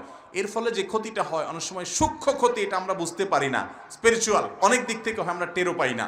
কিন্তু হাদিসের বর্ণনা বোঝা যায় যে মানুষ রাক্ষসে বা হিংসাত্মক নজর দিয়ে তাকালে কোনো বস্তু বা কোনো ব্যক্তি ক্ষতিগ্রস্ত হতে পারে। কিন্তু ওইটা থেকে বাঁচার জন্য এই কালো টিপ টিপ না, এগুলো আমাদের বানানো। হ্যাঁ, যদি সুন্দর ছেলে, সুন্দর মেয়ে, বাচ্চা মানুষ ও আরো সুন্দর দেখা যায় যেন, সেজন্য সুন্দরের উপর একটা কালো টিপ দিয়ে দিলেন, আকাশে চাঁদের মতো আপনার আলাদা করে আলতো মনে হচ্ছে ফুটে উঠছে, তাহলে সেক্ষেত্রে সৌন্দর্যের জন্য দিতে পারেন। কিন্তু বদনজর থেকে বাঁচার জন্য কালো টিপ দিলে এটা কুসংস্কার হবে। কথা কি বুঝাতে পারছি? অনেক এলাকায় আছে, আপনাদের এখানে আছে কিনা জানি না, ধান খেতে ভালো লাউ হইছে বা অন্য কোনো ক্ষেত হইছে, এই সমস্ত ক্ষেতে দেখা যায় একটা মাটির পাতিল দিয়া ওর তলায় কালি মেখে দেয়, দেখছেন নি? বলে যে এটা দিলে বদনজর লাগবে না। এগুলো সব ফাউল কাজ। এই জন্য করে যে মানুষ কালের দিকে তাকায়া আর ওই আপনার ফসলের দিকে তার নজর আর যাবে না। এগুলো সব অযথা কথা, কোরআন হাদিসে এরকম কোনো কথা বলা নাই। আমাদের মসজিদে 5 ওয়াক্ত সালাতের পর সম্মিলিত মোনাজাত প্রচলিত আছে, এখন আমি তাদের সাথে মোনাজাত করব নাকি উঠে চলে আসব? ভাইরা আমার, 5 ওয়াক্ত নামাজের পর নবী করিম সাল্লাল্লাহু আলাইহি ওয়াসাল্লাম অনেকগুলো দোয়া জিকির পড়তেন, আপনি সে দোয়া জিকির করবেন। এরপর আল্লাহ তাআলার কাছে যদি আপনার কিছু চাওয়ার থাকে সুন্নত পড়ে বা তার আগে আল্লাহর কাছে দুই হাত তুলে আপনি চান, ভিন্ন কথা। কিন্তু নামাজের পরে ট্র্যাডিশনাল মুনাজাত করতে হবে ইমামের সাথে, মুয়াজ্জিনদের সাথে নিয়ে, এমন কোনো কথা কোরআন হাদিস দ্বারা প্রমাণিত নয়। সালাম ফিরায় ফেলছে, ইমামের সাথে মুক্তাদির ডিউটি শেষ। কথা কি বুঝাতে পারছি? আমার দেশে শেষ হয় না, বসে থাকে সব, ঠিক না? যে হুজুর একটু হাত তোলেন, হুজুরের সাথে হাত তুলছে, হুজুর কি বলছে জানেও না, আবার হুজুরের সাথে নামায় ফেলছে। এর নাম দিছি আমি রেডিমেড মুনাজাত। এ রেডিমেড মুনাজাত হবে না ভাই। নামাজের পরে আয়াতুল কুরসি পড়বেন, 3 কুল পড়বেন, সুবহানাল্লাহ আলহামদুলিল্লাহ আল্লাহু আকবার পড়বেন, আরো দোয়া আছে সেগুলো পড়বেন, জিকির আজকার করবেন বসে বসে। ওই সম্মিলিত মুনাজাত, এটাকে আমাদের দেশে যেভাবে আমরা আজকে বানিয়ে নিয়েছি, নবী করিম সাল্লাল্লাহু আলাইহি সাল্লাম নামাজের পরে হাজার হাজার বার ইমামতি করেছেন। তিনি 2-4 বারও যদি সাহাবীদেরকে নিয়ে এরকম ট্র্যাডিশনাল আমাদের মতো এরকম সবাইকে নিয়ে হাত তোলা নামানো করতেন, তাহলে হাদিসে অবশ্যই সেটা আসতো। অথচ এরকম কোনো হাদিস পাওয়া যায় না। আমরা পঞ্চগড় জেলার বোদা উপজেলার কতিপয় ব্যবসায়ী আপনার মাহফিলে বোদাতে করতে চাচ্ছে, এখন আপনার সাথে যোগাযোগের উপায় কি? ভাই, এটা পঞ্চগড়ের প্রশ্ন সম্ভবত চলে আসছে, কালকে ছিল মাহফিল, আবার আজকেও কিছু ভাই আসছেন। আমরা ওয়াজ মাহফিলের দাওয়াত নেই না, আর এখন শেষ। আমাদের অনেক আগে নেওয়া হয়েছে, যেগুলো আগে নেওয়া হয়েছে সেগুলো এখন করা হচ্ছে, নতুন করে কোনো মাহফিল আমরা নিচ্ছি না। এবং আমরা আসলে ওইভাবে প্রফেশনাল বক্তাও না, দেখছেন সুর টুর নাই, কিছু নাই, তারপর আপনারা কি বুঝে বসে আছেন আল্লাহ ভালো জানে। তো যাই হোক, এই জন্য ওই রকম মাহফিল করার সুযোগ আসলে আমাদের নাই। যতটুকু সুযোগ আছে ততটুকু আমরা করছি। একটা জেলাতে 1-2টা মাহফিল হলে যথেষ্ট। একটা জেলায় অনেকগুলো মাহফিল ঘুরে ঘুরে করার মতো সময় আমার হাতে নাই। আলহামদুলিল্লাহ অনেক ভাইরা আছেন, তাদের সুযোগ আছে, সময় আছে, তাদেরকে দাওয়াত দিবেন। আমার আর এই বছর বলতে একবার রমজান পর্যন্ত আর কোনো মাহফিলের দাওয়াত নেওয়ার সুযোগ নাই। ধন্যবাদ। আমরা বোনের উপর কালো জাদু করা হয়, তখন আমার পরিবার কবিরাজের চিকিৎসা নেয়। সেই কবিরাজ অনেক শিরকি কাজ করাতো। আমি বাসায় বলেছিলাম কোরআন হাদিস দিয়ে চিকিৎসা করাতে, কিন্তু তারা বলে কালো জাদু করা হয়েছে, তাই আমরা কালো জাদু দিয়েই চিকিৎসা করাবো। আমি কি করতে পারি? ভাই, খুব দরকারি একটা প্রশ্ন। কালো জাদু, ব্ল্যাক ম্যাজিক আজকাল অনেককে করা হয়। হ্যাঁ, অনেক আপনার এই জাদুকর আছে, অনেক আপনার এই ব্ল্যাক ম্যাজিশিয়ান আছে, অনেক কুফরি কালাম করেন না আছে, শয়তানের আশ্রয় নিয়ে মানুষের ক্ষতি করে। আপনি যদি জানেন যে কাউকে ব্ল্যাক ম্যাজিক করা হয়েছে, আপনি ব্ল্যাক ম্যাজিকের বিপরীতে যদি আবার ব্ল্যাক ম্যাজিক করেন, তাহলে আপনিও সে গুনাহে লিপ্ত হয়ে গেলেন। খবরদার। ব্ল্যাক ম্যাজিকের বিপরীতে আপনি শরীয়ত সমর্থিত ঝাড়ফুঁক করাবেন, কোরআনের আয়াত দিয়ে চিকিৎসা করাবেন। এগুলোতে কাজ একটু আস্তে আস্তে হয়, কিন্তু আমার চোখের সামনে বহু ফ্যামিলি আছে, আমি ব্যক্তিগতভাবে জানি যে আল্লাহ তাআলা তাদেরকে পরিপূর্ণ সুস্থ করেছেন। ম্যাজিকের মতো সবকিছু চাইবেন, ওটার নামই হলো ব্ল্যাক ম্যাজিক। মনে রাখবেন, ওই যে অনেক এলাকায় দেখবেন শয়তানি যারা করে, মাস্তানি গুন্ডামি যারা করে, এরা বড় বড় মাস্তানরা পাতি মাস্তানগুলোকে প্রথমে মারামারি, কাটাকাটি, গন্ডগোল ফাসাদ করে, এরপরে বলে হয় আমার দলে চলে আয়, কিছু টাকা পয়সা দিয়ে আমার দলে যোগ দে, তাহলে আর কোনো ডিস্টার্ব করবো না, আর না হলে তোর সাথে আমার ফাইট চলতে থাকবে। এরকম করে না অনেক সময়? ইবলিস আমাদেরকে কুফুরের দিকে নিয়ে যেতে চায়, কুফুরের দিকে নিয়ে যেতে চায়। এই জন্য ব্ল্যাক ম্যাজিক দিয়ে আপনাকে ক্ষতিগ্রস্ত করে, অসুস্থ করে, আপনাকে সে আবার ব্ল্যাক ম্যাজিকে, অর্থাৎ তার কাছে আবার আসতে বলে। তার কাছে আসছেন, দেখবেন সব ঠিক হয়ে গেছে, কারণ সে দান্দাই হলো আপনার ইমান নষ্ট করা। এই জন্য ব্ল্যাক ম্যাজিশিয়ান, জাদুকরের কাছে যদি যান আবার জাদু কাটানোর জন্য, ইমানও যেতে পারে। ডেঞ্জারাস বিষয়। কোরআন হাদিস সমর্থিত ঝাড়ফুঁক করবেন, ওইদিকে যাবেন না। কাজ যত আসতেই হোক না কেন, কোরআন হাদিসের মধ্যেই থাকবেন। আমার চুল ছোটবেলায় সাদা হয়ে গেছে, এখন আমি চুলে প্যাকেটের মেহেদি দেই, তাতে সমাজে এটাকে খারাপ চোখে দেখে, তো এমন অবস্থা আমি কি করব? ভাইরা আমার, কারোর চুলে যদি কালো কালার হয়ে যায়, সাদা হয়ে যায়, তিনি চাইলে মেহেদির কালার ব্যবহার করতে পারেন, অন্য কোনো কালার ব্যবহার করতে পারেন। কালো কালার ব্যবহার করবেন, তিনি চুল কালো করবেন না। নবী সাল্লাল্লাহু আলাইহি ওয়াসাল্লাম বলেছেন, গায়রু হাদা শাই, তোমাদের সাদা চুল, সাদা দাড়ি, এগুলোকে অন্য কালারে পরিবর্তন করবা, তবে ওয়াজান্নিবুস সিওয়াত, কালো কালার দিয়ে পরিবর্তন করবা না। নবী সাল্লাল্লাহু আলাইহি ওয়াসাল্লাম নিষেধ করেছেন, এর মধ্যে আমাদের ক্ষতি আছে, আপনার বুঝে আসুক আর না আসুক, অতএব ওইদিকে আপনি যাবেন না। এখন মুশকিলের ওই যে এলাকার মানুষ, আমি বললাম না, বেশিরভাগ ক্ষেত্রে সমাজের মানুষই সকল নষ্টের গোড়া। আশপাশে মানুষই মানুষকে ভালো হইতে দেয় না। একজন মানুষের চুল দাড়িতে তিনি মেহেদি লাগাইছেন, যুবক মানুষ এটা নিয়ে খোঁচাখুচি করে, যারা খোঁচাখুচি করে ওদের কারণে অনেক মানুষ খারাপের দিকে যায়, এরা সে জন্য দায়ী হবে এবং গুনাহগার হবে। অতএব এই দিকে যাওয়া যাবে না। জোহরের ফরজ নামাজ শুরু হয়ে গেলে এই সময় যদি সুন্নত নামাজের মধ্যবর্তী অবস্থা 2 বা 3 রাকাতে থাকি, তখন কি সুন্নত নামাজ 4 রাকাতই পরিপূর্ণ করব নাকি 2 বা 3 রাকাতেই সালাম ফিরিয়ে ফরজ শুরু করব? ভাইরা আমার, ফরজ নামাজের আগে জোহরের সুন্নত পড়তেছেন, দ্বিতীয় রাকাতে আপনি আসেন, একামত শুরু হয়ে গেছে, তাহলে দ্বিতীয় রাকাতে সালাম ফিরে ফেলবেন, আর 4 রাকাত পড়বেন না। কারণ ইদা উকিমাতিস সালাতু ফালা সালাতা ইল্লাল মাকতুব, হাদিস শরীফে আসছে নামাজের একামত শুরু হয়ে গেলে আর ফরজ নামাজ ছাড়া কোনো নামাজ পড়া যাবে না। এই জন্য দ্বিতীয় রাকাতে যেহেতু আসেন, একটা স্টেশনে আসেন, এবার আত্মায়াত পড়ে দুরুদ পড়ে সালাম ফিরে আপনি জামাতে যোগদান করেন। কথা বুঝাতে পারছি? আর যদি তৃতীয় রাকাতে থাকেন তাহলে সেক্ষেত্রে সাথে তাড়াতাড়ি করে আরেকটা রাকাত যোগ করে এরপরে আপনি জামাতে যোগদান করে ফেলেন। কারণ চতুর্থ রাকাতে যে স্টেশন, 3 নম্বর রাকাতে তো আপনি সালাম ফিরাইতে পারবেন না, তাড়াতাড়ি করে আরেকটা রাকাত পড়ে তারপর আপনি জামাতে যোগ দিবেন। হিজবুত তাওহীদ বলে গান বাজনা জায়েজ, এ বিষয়ে কি বলেন? ইসলামী দৃষ্টিতে এই দল কি সঠিক? এদের ব্যাপারে আমাদের সিদ্ধান্ত কি হবে? ভাইরা আমার, হিজবুত তাওহীদের ভাইরা তারা মনে করে গান বাজনা হালাল, তারা মনে করে নারী পুরুষ একসাথে থাকা হালাল, তাদের নামাজটা নামাজ না, ওই আর্মিদের ট্রেনিংয়ের মতো অনেক তামাশা তারা করে। এই তামাশা করেন না ভাইরা যারা আছে, এরা বেশিরভাগ, এদের যে নেতা আছে একেবারে মেন গোড়া, তার নাম হলো এমাম। ইমাম না, কি এমাম।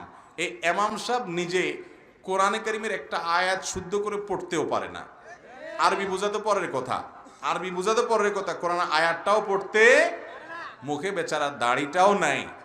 তার বিভিন্ন সময় দেখছি আমি প্যান্ট, টাকনুর নিচে প্যান্ট যেটা হারাম, মহিলাদের পুরুষদেরকে নিয়ে একসাথে মিশ্র প্রোগ্রাম করে মহিলাদেরকে সামনে বসায়। নবীজি সাল্লাল্লাহু আলাইহি সাল্লাম নামাজের কাতার নারীদেরকে পিছনে রাখতেন। এর মানে নারীদেরকে ছোট করা না, এর মানে নারীদেরকে সামনে রাখলে অন্যরা তাদেরকে তাকায় তাকায় বাজে চিন্তা করবে, এই সুযোগ দিতেন না। মুসলমান নারীর ইজ্জত সম্ভ্রম আছে, সেটাকে সেভ করার চেষ্টা করতেন নবী সাল্লাল্লাহু আলাইহি সাল্লাম। আর এই দলের এমামরা সামনে আনায় বসে, এরা বলে সব আলেম ওলামারা সব খারাপ গোমরা হয়ে গেছে, এরা কেউ প্রকৃত ইসলামে নাই, ওনারা প্রকৃত ইসলামে আছে। আর নবীজি সাল্লাল্লাহু আলাইহি সাল্লাম বলেছেন, মান কালা হালাকান নাস ফাহুয়া হালাকুহুম, যারা বলবে সমাজের সবাই হালাক হয়ে গেছে, সবাই নষ্ট হয়ে গেছে, এই কথা যে বলবে ও হলো বড় নষ্ট, নবীজি বলছেন। অতএব এদের বিভ্রান্তি থেকে আমাদেরকে দূরে থাকতে হবে, সচেতন সাবধান থাকতে। এদের কাজই দেখবেন আলেম ওলামাদের বিশুদ্ধগার করা। আলেমরা নবীর ওয়ারিস, আলেমদেরকে বিশুদ্ধগার করলে আর ইসলামই থাকে না। কোরআন হাদিস কার কাছে থাকবে? এরাই তো কোরআন হাদিস ইসলামের ধারক বাহক। ভুল থাকলে ভুলের সমালোচনা হতে পারে, কিন্তু ঢালাও ভাবে এরা আলেম ওলামাদের সমালোচনা করে। এদের বিভ্রান্তি থেকে আল্লাহ তাআলা আমাদেরকে দূরে থাকার তৌফিক দান করেন। আমার 1 ঘন্টার মতো একটা আলোচনা ইউটিউবে আছে, এদের বিভ্রান্তিগুলো তাদের বই পুস্তক কিনে এনে আমি তন্ন তন্ন করে পড়ে সেগুলো বের করে দেখিয়েছি। ওটা পুরোটা শুনলে আপনি বুঝতে পারবেন এটা যে একটা আস্ত একটা ভ্রান্ত দল। আল্লাহ তাআলা এদের বিভ্রান্তি থেকে আমাদের মুসলমান ভাই বোনদের ঈমান আমলকে হেফাজত করার তৌফিক দান করুন। মসজিদ কমিটির সদস্য বেনামাজি হলে কোনো সমস্যা আছে কিনা? সমস্যা হলে ওই ভদ্রলোকের মসজিদ কমিটির লোক হওয়ার যোগ্যতা নাই। কারণ আল্লাহ তাআলা কোরআনে কারিমে বলেছেন, ইন্নামা ইয়া'মুরু মাসাজিদাল্লাহ, নিশ্চয়ই আল্লাহর ঘর আবাদ করবে কারা? মান আমানা বিল্লাহ, এক যোগ্যতা এক থাকতে হবে, তাদের মধ্যে ঈমান থাকতে হবে, ওয়াল ইয়াউমিল আখির, আল্লাহ এবং আখিরাতের প্রতি ঈমান থাকতে হবে, ওয়া আকামাস সালাহ, নামাজ পড়তে হবে, ওয়া আতাজ যাকাত, পয়সাওয়ালা হলে যাকাত দিতে হবে, ওয়ালাম ইয়াখশা ইল্লাল্লাহ, আল্লাহ ছাড়া কাউকে পরোয়া করবে, দুনিয়ার ধান্দা কিছু করবে না, আল্লাহর ঘরে আল্লাহর বিধান অনুযায়ী চলবে, সেখানে কাউকে পরোয়া করবে না। এই 4 যোগ্যতা যদি থাকে তারা মসজিদ আবাদ করবে। এখন দেখা যাবে অনেক মসজিদে আছে ওই সভাপতি সাহেব, সেক্রেটারি সাহেব, সদস্য সাহেব নিজেই নামাজ পড়ে না, তো আল্লাহর বান্দা এখনো মসজিদে মুসল্লি হওয়ার যোগ্যতা হলো না, এই কমিটি কিভাবে সদস্য হবে? তারপরেও আল্লাহর অনেক বান্দা আছেন যে মসজিদ কমিটির সদস্য হওয়ার উসিলাতে আস্তে আস্তে মসজিদের দিকে আগায় আসেন। এরকম যদি হয় তাহলে তাকে আগায় আসতে সুযোগ দেওয়া উচিত এবং আন্তরিকতা দিয়ে তাকে দাওয়াত দেওয়া উচিত। কিন্তু ধরে ধরে শুধু পয়সার জন্য বেনামাজি ধরে ধরে কমিটির সদস্য বানানো উচিত না। হারাম উপার্জন থেকে জেনে বুঝে মসজিদ মাদ্রাসায় লাগানো যাবে কিনা? আল্লাহ তাআলা বলেছেন, ইন্নাল্লাহা তাইয়্যিবুন লা ইয়াকবালু ইল্লা তাইয়্যিবা, আল্লাহ পবিত্র, পবিত্র ছাড়া কিছু গ্রহণ করেন না। অতএব আল্লাহর রাস্তায় দান করতে হলে কোনটা দান করতে হবে? হালাল এবং পবিত্রটা দান করতে হবে। হারাম টাকা দান করলে তার সওয়াব পাওয়া যাবে না। আল্লাহ তাআলা আমাদেরকে হালালটা দান করতে বলেছেন, বিধায় মসজিদ মাদ্রাসা হালাল টাকা দিবেন, হারামটা দিবেন। হারাম যেটা সেটা যার টাকা আত্মসাৎ করছেন তাকে ফেরত দিবেন, ওটা মসজিদ মাদ্রাসা অজায়গায় দিলে লাভ নাই, জায়গাটা জায়গায় দিতে হবে। কথা কি বুঝাতে পারছি? অনেক লোক আছে সারা জীবন হারাম হালাল বাজ বিচার নাই, পয়সা কড়ি কামাইয়া ইয়া বড় উনি পয়সালা হয়ে গেছে, এখন এখানে 50,000, ওখানে 1 লাখ, ওখানে 2 লাখ দিয়ে দিচ্ছে, সব 2 নম্বর টাকা। দুনিয়ার মানুষের কাছে দানশীল হইতে পারেন, আল্লাহ জানে সব চোরাই টাকা। অতএব আল্লাহর কাছে সওয়াব পাওয়া যাবে। আল্লাহর কাছে সওয়াব পাইতে হলে এই টাকা যাদেরটা আত্মসাৎ করছেন ওদের কাছে ফেরত দিয়ে আসতে হবে। কথা বুঝেন নাই? ওইটা মসজিদ মাদ্রাসার ওয়াজ মাহফিলে দিলে হবে? ভাইরা আমার, বান্দার হক বড় জটিল বিষয়। আল্লাহ তাআলা কিয়ামতের ময়দানে প্রতিটা পয়সার বিচার করবেন।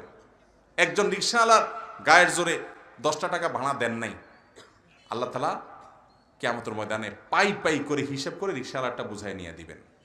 ওই দান দক্ষিণা করে কালো টাকা সাদা করতে পারবেন না। দুনিয়ার সিস্টেমে কিছু ট্যাক্স ভ্যাট দিয়া কালো টাকা সাদা করণ যায়। 2 নম্বর টাকা অনেক কামাইলেন, কিছু আল্লাহরে দিয়ে আর বাকিগুলো হালাল হয়ে গেল, এত সহজ না।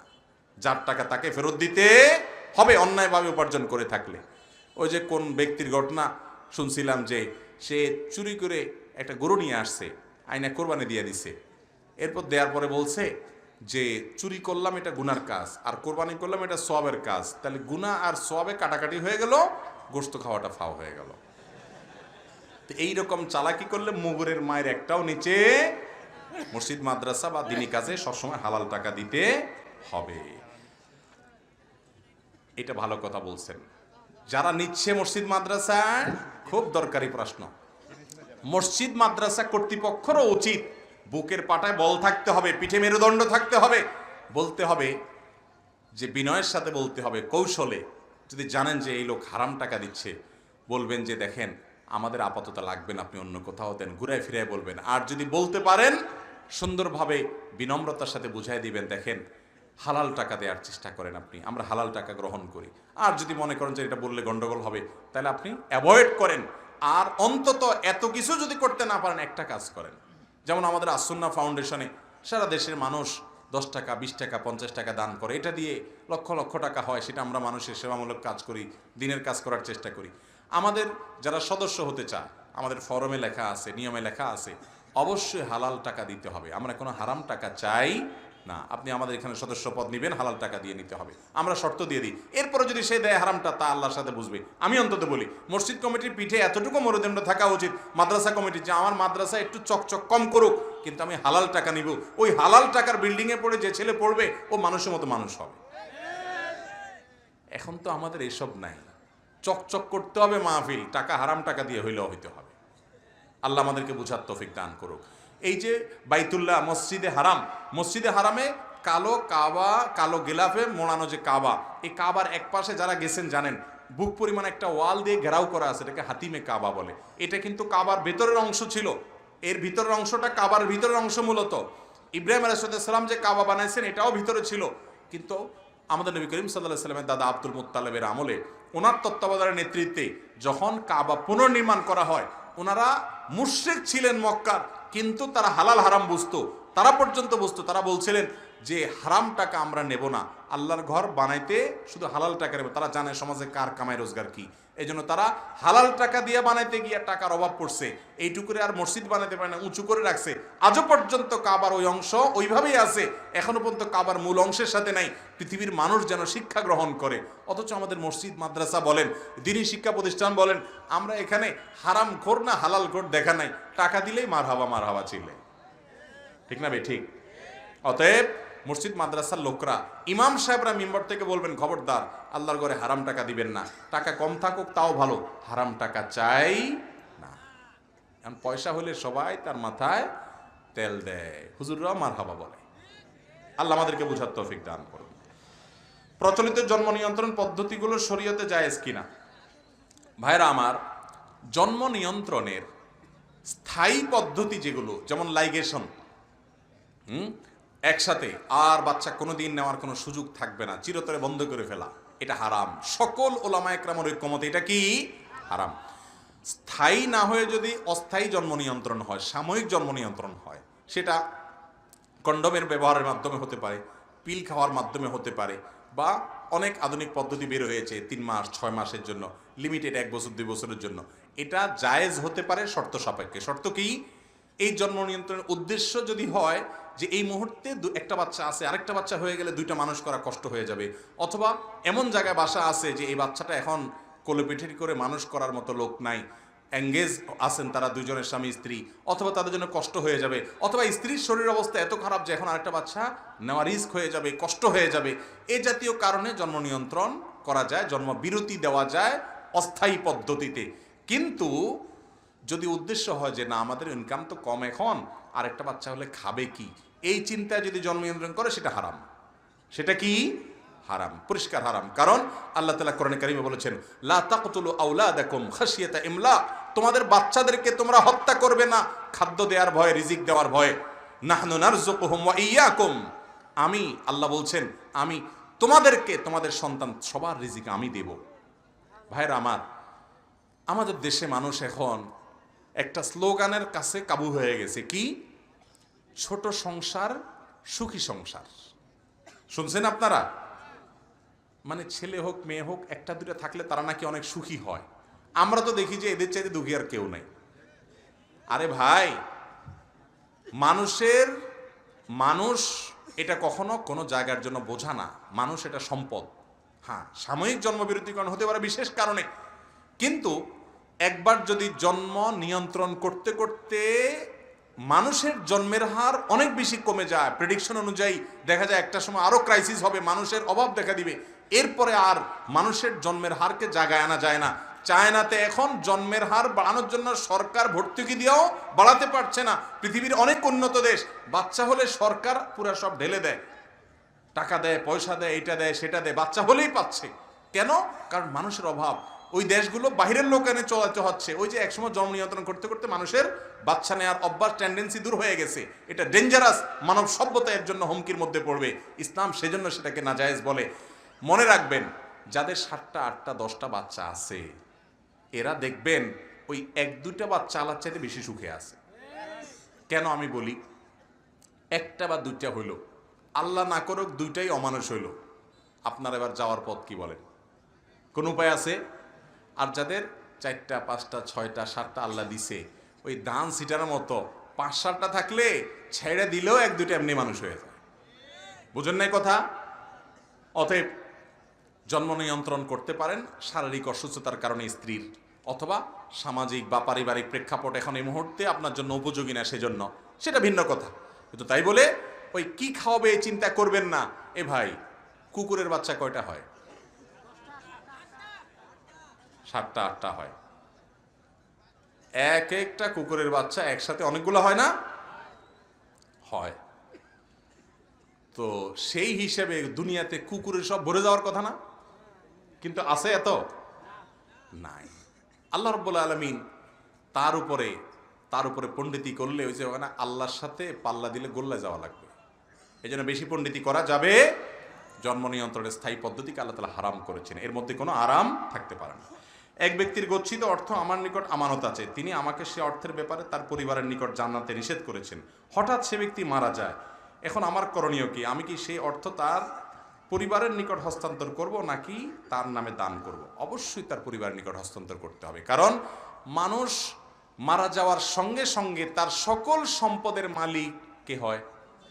পরিবার। তার ছেলে মেয়ে, তার স্ত্রী, তার মা বাপ থাকলে তারা কোরআনের বর্ণিত হার অনুযায়ী তারা পেয়ে যায়। অতএব আপনি তাদেরকেই ফেরত দিতে হবে, আপনি ওইটা তার নামে দান করলে হবে না। হ্যাঁ, সে যদি ওসিয়ত করে যায় যে আমার এই টাকাটা তোমার কাছে আছে ভাই, আমি মরে গেলে এখান থেকে এই মাদ্রাসায় এই জমিটা দিও, ওখানে এই ভালো কাজে দিও, এটা হাসপাতালের জন্য দিও, তাহলে ওইটা আপনি দিতে পারেন। কিন্তু সেটা 1/3 পর্যন্ত, তার টোটাল সম্পদের সর্বোচ্চ 1/3 পর্যন্ত তার ওসিয়ত কার্যকর হবে, আর বাকিটা ওয়ারিসদের কাছে ফেরত দিতে হবে। সব সম্পদ যদি তিনি বলে যে আল্লাহর রাস্তায় দিও, এগুলোর একটারও দিও না, তার কথা শোনা হবে না। 1/3 পর্যন্ত তার কথা শোনা হবে, বাকিটা ওয়ারিসদেরকে দিতে হবে। কারণ ইসলাম তার বাচ্চারা অন্য কারোর কাছে হাত পাতুক সেটা চায় না, এমনকি তাদের থাকলেও আপনি সেটা করতে পারবেন না। কথা কি বুঝাতে পারছি? অনেক সময় দেখা যায় পরিবারকে জানাতে নিষেধ করে যে ওরা তসরুফ করবে বা উল্টাপাল্টা করবে, সেটা ভিন্ন কথা। তাই বলে মৃত্যুর পর আপনি তার সম্পদ তার ওয়ারিসদেরকে দিতে হবে। ইমামতি করতে চাইলে কতটুকু জ্ঞান অর্জন করা দরকার? খুব সুন্দর একটা প্রশ্ন। আমরা অনেকে মনে করি ইমামতি শুধু ট্র্যাডিশনাল এবং টিপিক্যাল হুজুররা শুধু করবে। না ভাই, আপনি জেনারেল শিক্ষিত মানুষ, আপনি ইমামতি করতে পারেন। ইমামতির জন্য বেসিক যোগ্যতা কি লাগে? আপনি নামাজ পড়তে জানেন কিনা, বাস। আপনি যে নামাজ পড়ছেন ওইটাই একটু জোরে পড়বেন, ইমামতি হয়ে গেল। কথা বুঝেন নাই? আপনার কেরাতটা বিশুদ্ধ থাকতে হবে, সেটা ইমামতির জন্য থাকতে হবে। একা একা পড়লে সাথে থাকা লাগবে না। তাহলে কেরাতটা বিশুদ্ধ আছে, আপনি নামাজের মূল মেইন মাসআলাগুলো জানেন, না হলে আপনি নিজে নামাজ পড়েন কিভাবে? আলহামদুলিল্লাহ, এইটুকু যোগ্যতা দিয়ে আপনি কি করতে পারবেন? ইমামতি করতে পারবেন। অনেক সময় দেখা যায় দুজন মানুষ, তিনজন মানুষ একা একা নামাজ পড়তেছে, তাদের মধ্যে কোনো হুজুর নাই। যেহেতু হুজুর নাই, এই জন্য তারা জামাতে নামাজ পড়ে না। না ভাই, এটা ভুল। এই তিনজনের মধ্যে তুলনামূলকভাবে যিনি একটু ভালো পারেন কেরাত সূরা, উনি ইমামতি করবেন। তারপরেও কি করতে হবে? জামাতে নামাজ পড়তে হবে। সাধারণ মানুষও ইমামত করতে পারে। তবে হ্যাঁ, মসজিদের স্থায়ী ইমাম হওয়ার জন্য অবশ্যই একজন হাফেজ আলেম হইতে হবে, যিনি মাসলা মাসাইল অনেক বেশি জানেন। কিন্তু টেম্পোরারি এক ওয়াক্ত দুই ওয়াক্তের ইমামতির জন্য আপনি কোথাও যাচ্ছেন, কয়েকজন মিলে ঘরে একসাথে নামাজ পড়তেছেন, জামাতের সাথে নামাজ পড়বেন। কারণ জামাতে নামাজ পড়লে একা নামাজ পড়ার চাইতে 27 গুণ বেশি সওয়াব হয়। অতএব জামাতে নামাজ পড়বো তো ইনশাআল্লাহ। ফুটবল খেলার মধ্যে ফরজ তরক করা হয়, সেটা কবিরা গুনাহ। কিন্তু আমরা যারা ফুটবল খেলা দেখি, আমাদের গুনাহ হবে কিনা? ভাইরা আমার, রান এটা সতরের অংশ বিশুদ্ধ মত অনুযায়ী। ফুটবল খেলার সময় হাফ প্যান্ট পরে যারা ফুটবল খেলে, তাদের রান দেখা যায় কি যায় না? তো এই রান উন্মুক্ত করে সে যেরকম গুনাহের কাজ করছে, আপনি দেখেও গুনাহের কাজ করছেন। শুধু রান দেখা যায়, আরো কিছু দেখা যায় না খেলাতে? এই বিশ্ব পাপ দেখতে গিয়ে বহু অশ্লীল দৃশ্য, বহু খোলামেলা নারীর দৃশ্য দেখা লাগে কি লাগে না? বহুত মিউজিক শোনা লাগে কি লাগে না? নীরব হয়ে গেছেন দেখি, সব সাপোর্টার নাকি? ভাইরা আমার, এই সময়ের অপচয়, বিবেক বুদ্ধির অপচয়, অন্ধভাবে ভক্তি ভালোবাসা দিচ্ছেন কাদেরকে আপনি জানেন? যে খেলোয়াড়দের নৈপুণ্য দেখে পাগল হচ্ছেন, এরা অনেকে সমকামিতার পক্ষে যুদ্ধ করে। এরা অনেকে ইসলাম এবং মুসলমানদের বিরুদ্ধে বিদ্রোহের ঘোষণা, আল্লাহর বিরুদ্ধে বিদ্রোহ ঘোষণা দিয়ে বসে আছে। না কেন? একজন মুসলমান হিসাবে আমার বিবেকে বাঁধবে ওর প্রতি ভালোবাসা থাকতে। কিন্তু না, আমাদের ভালোবাসা গদগদ করে তাদের জন্য। আল্লাহর কাছে এই ভালোবাসার অপচয়, অপাত্রে যেখানে সেখানে ব্যয়, যৌবনের এই অপব্যবহার, অজাগায় উচ্ছলতা, হিসাব দিয়ে করতে হবে যুবক। তোমার আবেগ এত সস্তা নয়। তোমার আবেগ দিয়ে ভোর রাতে উঠে তাহাজ্জুদ কয়দিন পড়েছো আল্লাহর মহব্বতে, ওই খেলা দেখার জন্য রাত 3টা পর্যন্ত বসে থাকো তুমি। আল্লাহর কাছে জবাবদিহি করা লাগবে না? কোথাকার কোন দেশের খেলোয়াড়, তাদের সাথে আমাদের দেশের সামাজিক, রাজনৈতিক, ধর্মীয় কোনো সম্পর্ক নাই, তাদের জন্য শহীদ হয়ে যাচ্ছে আমাদের যুবকরা। এত বিবেকহীন মানুষ তাদের পতাকা টাঙ্গাচ্ছে। কত গরিব মানুষের গায়ে শীতের কাপড় নেই, মাদ্রাসার বাচ্চারা অনেকে কষ্ট করে, অনেক অভাবী মানুষ আশেপাশে আছে, সেটা দেখার খবর নাই। কোথাকার কোন দেশের নামে 1 মাইল পতাকা বানায়। এর চেয়ে বড় মূর্খতা আল্লাহর জমিন আর কি আছে? আরে ভাই, ও গোল দিলে তোমার এত লাভ দেওয়ার কি আছে? ও গোল দিলে পয়সা পাবে। ও হারলে তোমার কান্দার কি আছে? ও হারলেও পয়সা পাবে। তুমি কলুর বলদের মতো হুদাই লাপাইতেছো। আল্লাহ আমাদের যুবকদের বোঝার তৌফিক দান করুন।